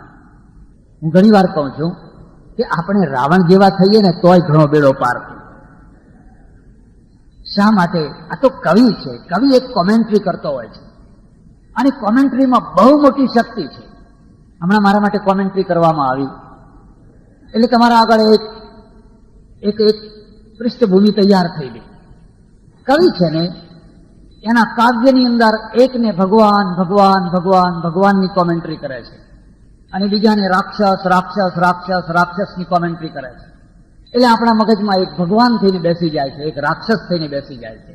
આપણે આપણી તરાજુનું જે સંતુલન ખોઈ બેસીએ. પછી ભગવાન કંઈ ખોટું કામ કરે તોય ભગવાન છે, અને આ કંઈક સારું કામ કરે તો એ રાક્ષસ છે. કારણ કે એ તો આ કવિનો બેસાડેલો આપણા મગજમાં માણસ. 11 મહિના સુધી પોતાની બહેનના નાક કાન કાપનારની પત્નીને લાવીને રાખે અને એને આંગળી પણ ન અડાડે. એ માણસનું કંઈક વ્યક્તિત્વ તો હશે. કેમ? પણ આવું કેમ થયું? એનું એક જ કારણ છે. તમે મહાભારત ને રામાયણની તુલના કરો. રામાયણમાં રાવણનું સમર્થન કરનાર એક માણસ ના મળ્યો. કુંભકર્ણે કહ્યું આ ભૂલ કરી, તે ખોટું કર્યું. વિભીષણે કહ્યું આ ખોટું કર્યું. મંદોદરીએ કહ્યું આ ખોટું કર્યું. સેનાપતિએ કહ્યું આ ખોટું કર્યું. મને એક માણસ બતાવો જેને એમ કહ્યું હોય કે રાવણ આ તે ઘણું સારું કામ કર્યું. જ્યાં આવા મોટા ચક્રવર્તીના કાર્યને પણ ખોટું કહેનારા માણસો હોય એને રાક્ષસોની નગરી કેમ કહેવાય? એને તમે કઈ રીતે રાક્ષસોની નગરી કહો છો? એક માણસ કહે છે ખોટું કર્યું, ખોટું કર્યું, ખોટું કર્યું, સીતાજીને પાછી આપી આવો, સીતાજીને પાછી આપી આવો. આ તો કવિએ આપણને આપણા મગજમાં એકને રાક્ષસ બનાવી દીધો, એકને ભગવાન બનાવી દીધો. આપણે ઢાળમાં દોડ્યા. કદી ન્યાય ન કરી શક્યા, સત્યને ન શોધી શક્યા, સત્યને ન સ્થાપિત કરી શક્યા. એટલે 11 મહિના સુધી સીતાજીને રાખ્યા, પણ રાવણે આંગળી ના અડાડી. મહેલમાં ના રાખ્યા. જો એની દાનત બુરી હોત તો એને અશોક વાટિકામાં ના રાખ્યા હોત, ખુલ્લા ચોકમાં ના રાખ્યા હોત. એક અબળા છે, એને ચોંકી નાખવી એ કઈ મોટી વાત હતી. પણ રાવણે લાલચ આપી, લોભ આપ્યો, ભય બતાવ્યો. આંગળી મળી ગયો ત્યાં સુધી એને આંગળી ના અડાડી. એનું એક જ કારણ છે કે ત્યાં સત્ય બોલનારા હતા અને સત્યની સ્થાપના હતી. અહીંયા મહાભારતમાં મહારથીઓ છે, શસ્ત્રધારીઓ છે, પણ ઊભા થઈને કોઈ કહી નથી શકતા, દુર્યોધન ખબરદાર, તું આ સભા વચ્ચે બહુ મોટી અનીતિ કરી રહ્યો છે અને અમારા દેખતા નહીં થઈ શકે એવું કોઈ કહેનાર નથી. એટલે અહીંયા દ્રૌપદીના ચીર ખેંચાયા માત્ર કલાક અડધા કલાકમાં, અને 11 મહિના સુધી રહ્યા પછી પણ સીતાજીના શરીર ઉપર કોઈ હાથ ન અડાડી શક્યો. આ બેયનું અંતર છે. કેટલીક વાર આપણે ત્યાં લોકસભામાં અને વિધાનસભાઓમાં પણ ભીષ્મો ભેગા થઈ જતા હોય છે, દ્રોણો ભેગા થઈ જતા હોય છે, અને પછી દ્રૌપદીના ચીર ખેંચાતા હોય છે અને બધા નીચું ઘાલીને બેસતા હોય છે. જ્યારે પેલું બિલ પાસ થયું, તલાક બિલ, મારે આશ્રમમાં 3-4 એમપીઓ આવેલા, ઘણી વાર આવે. મેં એમને પૂછ્યું કે આ બિલ પાસ થયું ત્યારે તમે પાર્લામેન્ટમાં હાજર હતા કે હતા? તમે પક્ષમાં વોટ આપ્યો કે વિપક્ષમાં? તો કે પક્ષમાં. તમે આ બિલમાં માનો છો? મને કે ના. તો નથી માનતા છતાં પક્ષમાં કેમ વોટ આપ્યો? મને કહે છે મહારાજ આ તો રાજકારણ છે, આપણી કેરિયરનો વિચાર કરવો પડે. જો વિપક્ષમાં વોટ આપીએ તો અમારી કેરિયર ખતમ થઈ જાય, કોડી ના થઈ જાય. તમને ખ્યાલ આવ્યો? કેરિયરનો વિચાર કોણ કરે છે? જેનામાં વૈરાગ્ય નથી હોતો, એ જ્ઞાન નથી હોતું એ નહીં. જ્ઞાન તો છે, સમજણ છે કે આ ખોટું થઈ રહ્યું છે, પણ એ ખોટું થઈ રહ્યું છે એનો પ્રતિકાર કરવા માટે જે બલિદાન, વૈરાગ્યનો અર્થ જ છે જે કુરબાની કરાવે, સુખોની કુરબાની, પૈસાની કુરબાની, સગવડોની કુરબાની, માણસોની કુરબાની, જીવનની કુરબાની, એ જ વૈરાગ્ય છે. અને તે ખરી આ દૂરબીનમાં દેખાય ને ક્યાં ગયા બધા? આ કેરિયર વાળા ગયા ત્યાં લોકોએ ફેંકી દીધું. જીવન શું છે? જીવન કદી સીધી લીટીમાં ચાલતું નથી, અને સીધી લીટીમાં ચાલે તો એમાં મજા જ ના આવે. વાંકું ચૂકું ચાલે છે, આગળ જાય પાછળ આવે, આગળ જાય પાછળ આવે, આગળ પાછળ. જીવનની આ ગતિ છે. અને તમારી કેરિયર જ્યારે તમે આગળ ગયા છો ત્યારે નથી બનતી હોતી, જ્યારે તમે પાછળ પડ્યા ત્યારે બનતી હોય છે. જ્યારે પડતીના દિવસો હોય છે ત્યારે કેરિયર બનતું હોય છે. ચડતીના દિવસોમાં તો ભોગો ભોગવવાના હોય છે, સુખ ભોગવવાના હોય છે, વિજય માણવાનો હોય છે. અને વિજય માણતી વખતે કેરિયર નથી બનતી હોતી, પછડાટના સમયમાં કેરિયર બનતી હોય છે. પછડાટના સમયમાં જે કેરિયર બનાવતા હોય છે ને પાછો એમને વિજય મળતો હોય છે. એટલે સજ્જનો, અમારે ત્યાં નીતિકારે કહ્યું છે તો હું ધર્મગુરુ છે, અને ધર્મગુરુ છે તો તારામાં સત્ય બોલવાની ને સત્યની સ્થાપના કરવાની ક્ષમતા છે. મેં જે દિવસે સંન્યાસ લીધો, મારા ગુરુએ મને કહ્યું, મને કે દેખ सच्चिदानंद, संन्यास कोई लेने की चीज नहीं है, इधर से खूंटी पर से उठाया और ले लिया, ऐसी कोई चीज नहीं है, ये तो जिंदगी भर की चीज है. પછી મને એમણે એક ખાસ વાત કહી, મને કે કદી સભામાં બોલવું નહીં, સ્ટેજ ઉપર જઈને કદી ભાષણ ન કરવું. એ તો કેમ બને? ભાષણ તો કરવું પડે. મને કે અચ્છા, ભાષણ કરવું જ હોય તો લોભથી, લાલચથી, ભયથી, દબાણથી કદી પણ સત્યને દબાવવું નહીં. આ વાત બરાબર છે, પણ લોભ, લાલચ, ભયના કારણે જો તને એમ લાગે કે તારી જીભ ધ્રુજવા લાગી છે અને હૃદય કાંપવા લાગ્યું છે તો પછી સ્ટેજને નમસ્કાર કરી દેવા. બોલ આટલું કરીશ તો તું સંન્યાસ, તારો લીધેલો સંન્યાસ બરાબર છે. અને પછી માત્ર તું સારંગી વગાડનારો થઈ જાય, ખમા બાપુ, ખમા બાપુ, ખમા બાપુ. જેવો તમને રાહક ગમે, જેવો તમને મુજરો ગમે, તો પછી તારે ને સંન્યાસને સેંકડો માઇલનું અંતર પડી જશે. સજ્જનો, આ વાત હું એટલા માટે કહું છું, મારા વખાણ કરવામાં આવ્યા. અને એ તો ધીરેન્દ્રભાઈની ખાસિયત. કેટલીક વાર બહુ નાના માણસને પણ લોકો મોટો કરીને દેખતા હોય છે, એમની મહત્તા હોય છે. પણ નાના માણસે તો એ ભાન રાખવું જોઈએ કે આપણે નાના જ છીએ. કેટલીક વાર વ્યવહારિકતાની ખાતરે બોલાતું હોય છે, ભાઈ આ વખતે આવું બોલવું પડે, હવે છૂટકો નહીં. આ એક ડ્યુટી છે, વખાણ કરવાની પણ એક ડ્યુટી હોય છે. આપણે એવો વ્યવહાર ગોઠવ્યો છે. પણ એ વખતે જો માણસ તણી જાય, યાદ રાખજો, દારૂના ચસ્કા કરતા એ વખાણનો ચસ્કો બહુ ભૂલો છે. દારૂને છોડાવવો બહુ અઘરું નથી. દારૂડિયાને તો બહુ જલ્દી વ્યસન છોડાવી શકાય, પણ વખાણના ચસ્કો જેને લાગ્યો હોય એને એને કોણ છોડાવે? એ તો સર્વોપરી છે. એને છોડાવે તો કોણ છોડાવે? મારે તો મારા પરિચયમાં તમને એટલું જ કહેવાનું છે, હું એક બહુ માત્ર સામાન્ય સાધુ થવાના પ્રયત્ન કરનારો સાધક. ભક્તિ માર્ગ, અને ભક્તિ માર્ગની એક ખાસિયત છે, જીવનમાં કંઈ પણ સારું થયું હોય એનો યશ ઈશ્વરને, અને જે ભૂલો થઈ હોય એને સ્વીકાર કરવાની હિંમત. આ બે ભેગા થાય એટલે ભક્તિ માર્ગ આવે. માળાથી ભક્તિ માર્ગ ના આવે. આખી જિંદગી માળા ફેરવ્યા કરો. તમે જીવનની સફળતાને હૃદયથી ઈશ્વરને અર્પણ કરી શકો છો. તમે તમારા સ્ખલનોને, તમારી ભૂલોને હૃદયથી ઉઘાડી કરી શકો છો. બસ ભક્તિ માર્ગ શરૂ થઈ ગયો. બાકી કશું કરવાનું નથી. આપોઆપ ભક્તિ માર્ગ શરૂ થઈ ગયો. આ વૈષ્ણવ પદ્ધતિ. હવે મૂળ વાત ઉપર આવો. વિષય નિર્ધારિત કર્યો છે જીવન ક્રાંતિની દિશા. મેં તો આજે જ પત્રિકા જોઈ અને સારું થયું જોઈ. મારા હાથમાં પત્રિકા આવી નથી અને મને કંઈ ખબર નથી કે મારે શું બોલવાનું છે. પછી કીધું કંઈક બોલશું, ભગવાન જે સુજાડશે એવું કંઈક બોલશું. જોયું બહુ, આ તો વિષય તો નિર્ધારિત કરી ગયેલો.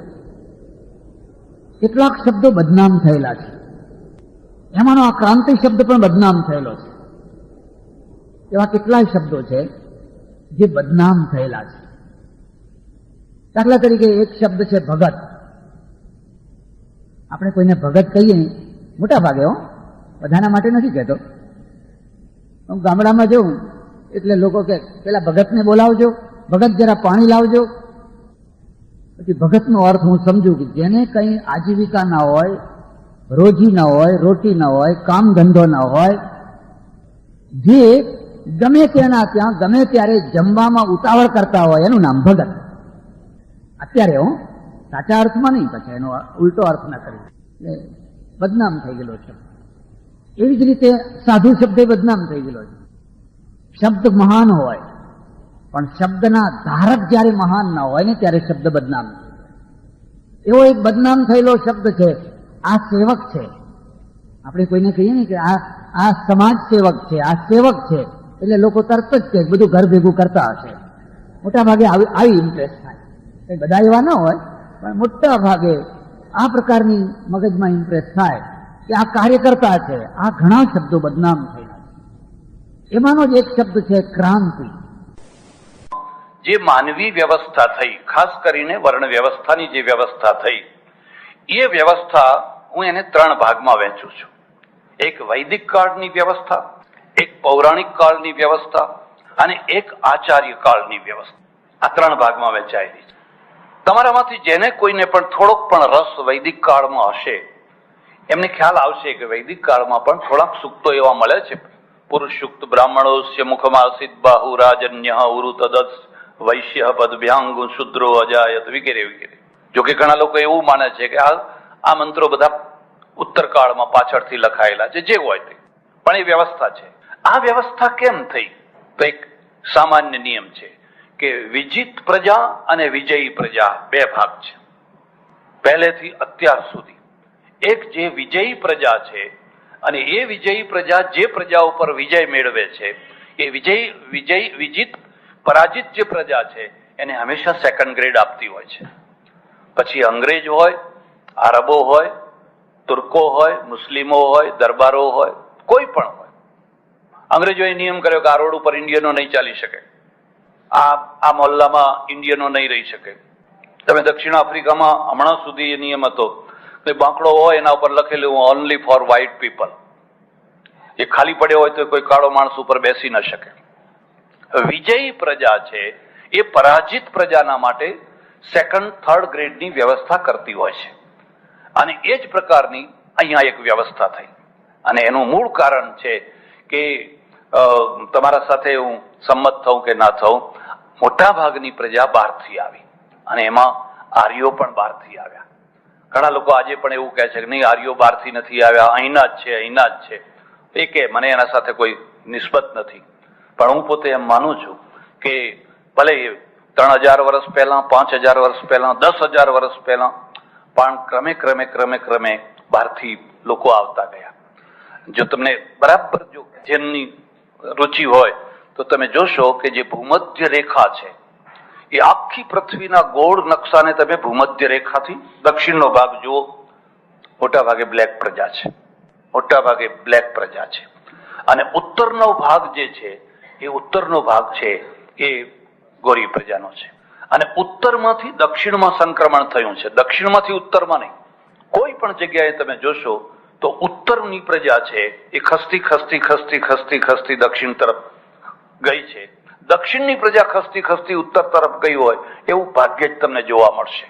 એટલે પછી એ સાઇબેરિયા હોય, મધ્ય એશિયા હોય, બીજો કોઈ ભાગ હોય, જ્યાંથી પણ ટોળે ટોળા આવતા રહ્યા. અને એ જે ટોળા આવતા રહ્યા એ જૂની પ્રજા છે, એ જૂની પ્રજા ખસતી ગઈ, નવી પ્રજા વસતી ગઈ. અને એ રીતે એક વ્યવસ્થા ચાલી. જે વેદોનું અધ્યયન કરનારા ભાઈઓ છે એમને ખ્યાલ હશે કે વૈદિક કાળમાં બ્રાહ્મણો અને ક્ષત્રિયો વચ્ચે વર્ષો સુધી સંઘર્ષ ચાલ્યો છે, વર્ષો સુધી. અને એ સંઘર્ષનું કારણ છે રાજ વ્યવસ્થા. પરશુરામ સુધી તમે જોશો, દેવદાસથી માંડીને દિવોદાસથી માંડીને પરશુરામ સુધીની આખો એક સંઘર્ષ છે. ઉત્તર કાળમાં પછી એક સમાધાન થયું, અને સમાધાન એ થયું કે રાજ હંમેશા ક્ષત્રિયો કરે, બ્રાહ્મણો પુરોહિત થાય.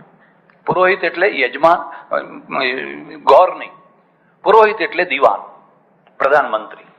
જેમ શિવાજી મહારાજના પછી મરાઠાઓની ત્યાં વ્યવસ્થા થઈ, રાજા મરાઠા થાય, પણ પેશવા છે એ ચિત્પાવન બ્રાહ્મણ થાય. અને એ ચિત્પાવન બ્રાહ્મણ છે એ જ આગળ જતા પછી સર્વે સર્વા થઈ ગયા અને રાજા પદ લગભગ નામ માત્રનું રહી ગયું. આવી બે વ્યવસ્થા થઈ અને બે વ્યવસ્થા સ્વીકૃત થઈ કે રાજા હંમેશા ક્ષત્રિય થાય અને પુરોહિત છે એ હંમેશા બ્રાહ્મણ રહે. આ વ્યવસ્થાના કારણે આ બે વર્ણ છે, બે ભાગ છે, બે વર્ગ છે. એ બે વર્ગ સુપિરિયાલિટી. અને જો મનુસ્મૃતિ તમે વાંચશો તો એમાં લખેલું છે કે બ્રાહ્મણ અને ક્ષત્રિય હંમેશા હળી મળીને રહેવું, અને વૈશ્ય અને શુદ્ર કદી માથું ના ઊંચકે એના માટેની હંમેશા તકેદારી રાખવી.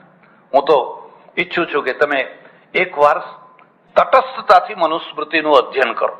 અને મનુસ્મૃતિનું અધ્યયન કરનાર કોઈ પણ વ્યક્તિ છે એ તો કાં તો બહુ જો એ પરંપરાવાદી હશે તો એમ કહે છે કે આ બધા ક્ષેપક મંત્રો છે, આ બધા કોઈએ ઘુસાડી દીધેલા મંત્રો છે. આ સાચી દલીલ નથી. સાચી દલીલ એ અર્થમાં નથી કે કોણે ઘુસાડી દીધા, ક્યારે ઘુસાડી દીધા, એના ઉપર જૂનામાં જૂના આચાર્યોની ટીકા છે. માનો કે મેધાતિથિ છે, કુલ્લુક ભટ્ટ છે. આ મેધાતિથિ અને કુલ્લુક ભટ્ટ મનુસ્મૃતિના બે પ્રચંડ ટીકાકારો છે અને એ બે જૂના છે, બંનેની ટીકાઓ મળે છે. પછી એ આવ્યા ક્યાંથી? પણ આ એક વાસ્તવિકતા છે. એટલે આ વ્યવસ્થા એક વૈદિક કાળમાં ચાલી તો પરાજિત જે પ્રજા હતી એ પરાજિત પ્રજાને શુદ્રના સ્થાને રાખવામાં આવી. અને એ મોટા ભાગની એ પ્રજા પર્વતોમાં, ડુંગરોમાં એવી બધી જગ્યાએ ચાલી ગઈ. જેમ જેમ જેમ મધ્યકાળમાં પણ થયું. તમને ખબર હશે કે નેપાળમાં અને હિમાલયમાં મેવાડથી, ગુજરાતથી ને મહારાષ્ટ્રથી ભાગેલી પ્રજા આજે પણ ત્યાં વસે છે. નેપાળમાં મૂળ જે પ્રજા છે એ નેવારી છે, અને જે રાજવંશ એટલે જે વચ્ચે જે વ્યવસ્થા કરનારો વંશ હતો એ રાણાવંશ હતો. અને રાણાવંશ અહીં મેવાડથી ગયેલો છે. ગોવિંદ વલ્લભ પંત, તમે નામ સાંભળ્યું હોય, મુખ્યમંત્રી હતા. ગોવિંદ વલ્લભ પંત મૂળ મહારાષ્ટ્રના છે. અને મહારાષ્ટ્રની પ્રજા મુસ્લિમોના ત્રાસથી ભાગીને પર્વતોમાં છુપાઈ ગઈ, પર્વતોમાં રક્ષણ મળતું હતું. એવી રીતે ગુજરાતમાંથી ભાગેલી પ્રજા, નાગર બ્રાહ્મણો વગેરે, એ બધા ઘણા હિમાલયના દૂર ભાગોમાં જઈને રહ્યા અને એ જ પછી નેપાળ ઉપર રાજ કરતા થયા.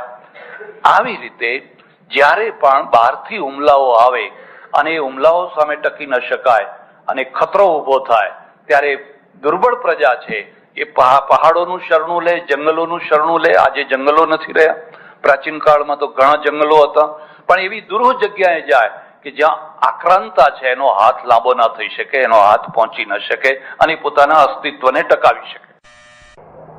મહાપુરુષે એમને એમ નથી થવાતું હતું.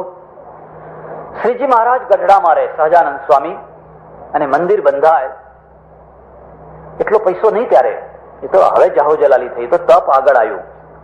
પણ ત્યારે જે પથ્થર, પેલા ઘડેલા પથ્થર પડ્યા હોય નદી ઉપર, એટલે જે લોકો નદીમાં સ્નાન કરવા જાય ને, વરતા આવે ને ત્યારે એક એક પથ્થર લેતા આવે. એટલે એટલા મજૂર તો ઓછા થયા જ નથી, પણ લેતા આવે એટલે કોઈને કહે નહીં લેતા હોય, પોતે જ ઉંચકે, એ પોતે જ પથ્થર ઉંચકે. ઓહો, એ દ્રશ્ય કોઈએ જોયું હશે. અહીં કેડે ધોતિયું બાંધી દીધું હશે અને પથ્થર લઈને માથે ઉંચક્યો હશે. પછી મુક્તાનંદ સ્વામી ઉંચકે, પછી ગોપાળાનંદ સ્વામી ઉંચકે, પછી ફલાણા સ્વામી ઉંચકે, પછી શુકાનંદ સ્વામી ઉંચકે, પછી ફલાણા સ્વામી ઉંચકે. હવે બધા સ્વામીઓ જ ઉંચકતા હોય ત્યાં તમારા જેવા ગયા હોય તો શેઠપણું કરે ખરા? મારા એક કપ ચા મોકલજો જરા, એવું શેઠપણું કરે ખરા? અરે મહારાજે પણ ઉંચક્યું એટલે બધા ઉંચકે, અને બધા ઉંચકે એટલે મંદિર ચણાય. એ ઉંચકીને મૂકેલા જે પથ્થરો છે ને, એ પથ્થરો આજે સોનાથી વધારે કિંમતના છે. એ કયો પથ્થર ઉંચક્યો તો એ ખોળી કાઢો, એ સોનાથી વધારે કિંમતના છે. અને એના કારણે જોત જોતામાં શિખરબંધ મંદિરો બંધાય. ગાદી ઉપર બેસવું બહુ સરળ કામ છે, પણ લોકોમાં ભળી જવું અને લોકોમાં ઓતપ્રોત થઈને લોકો સાથે ભળીને જીવન જીવવું એ કઠિન કામ છે. અને લોકોને પ્રેરણા આપવી,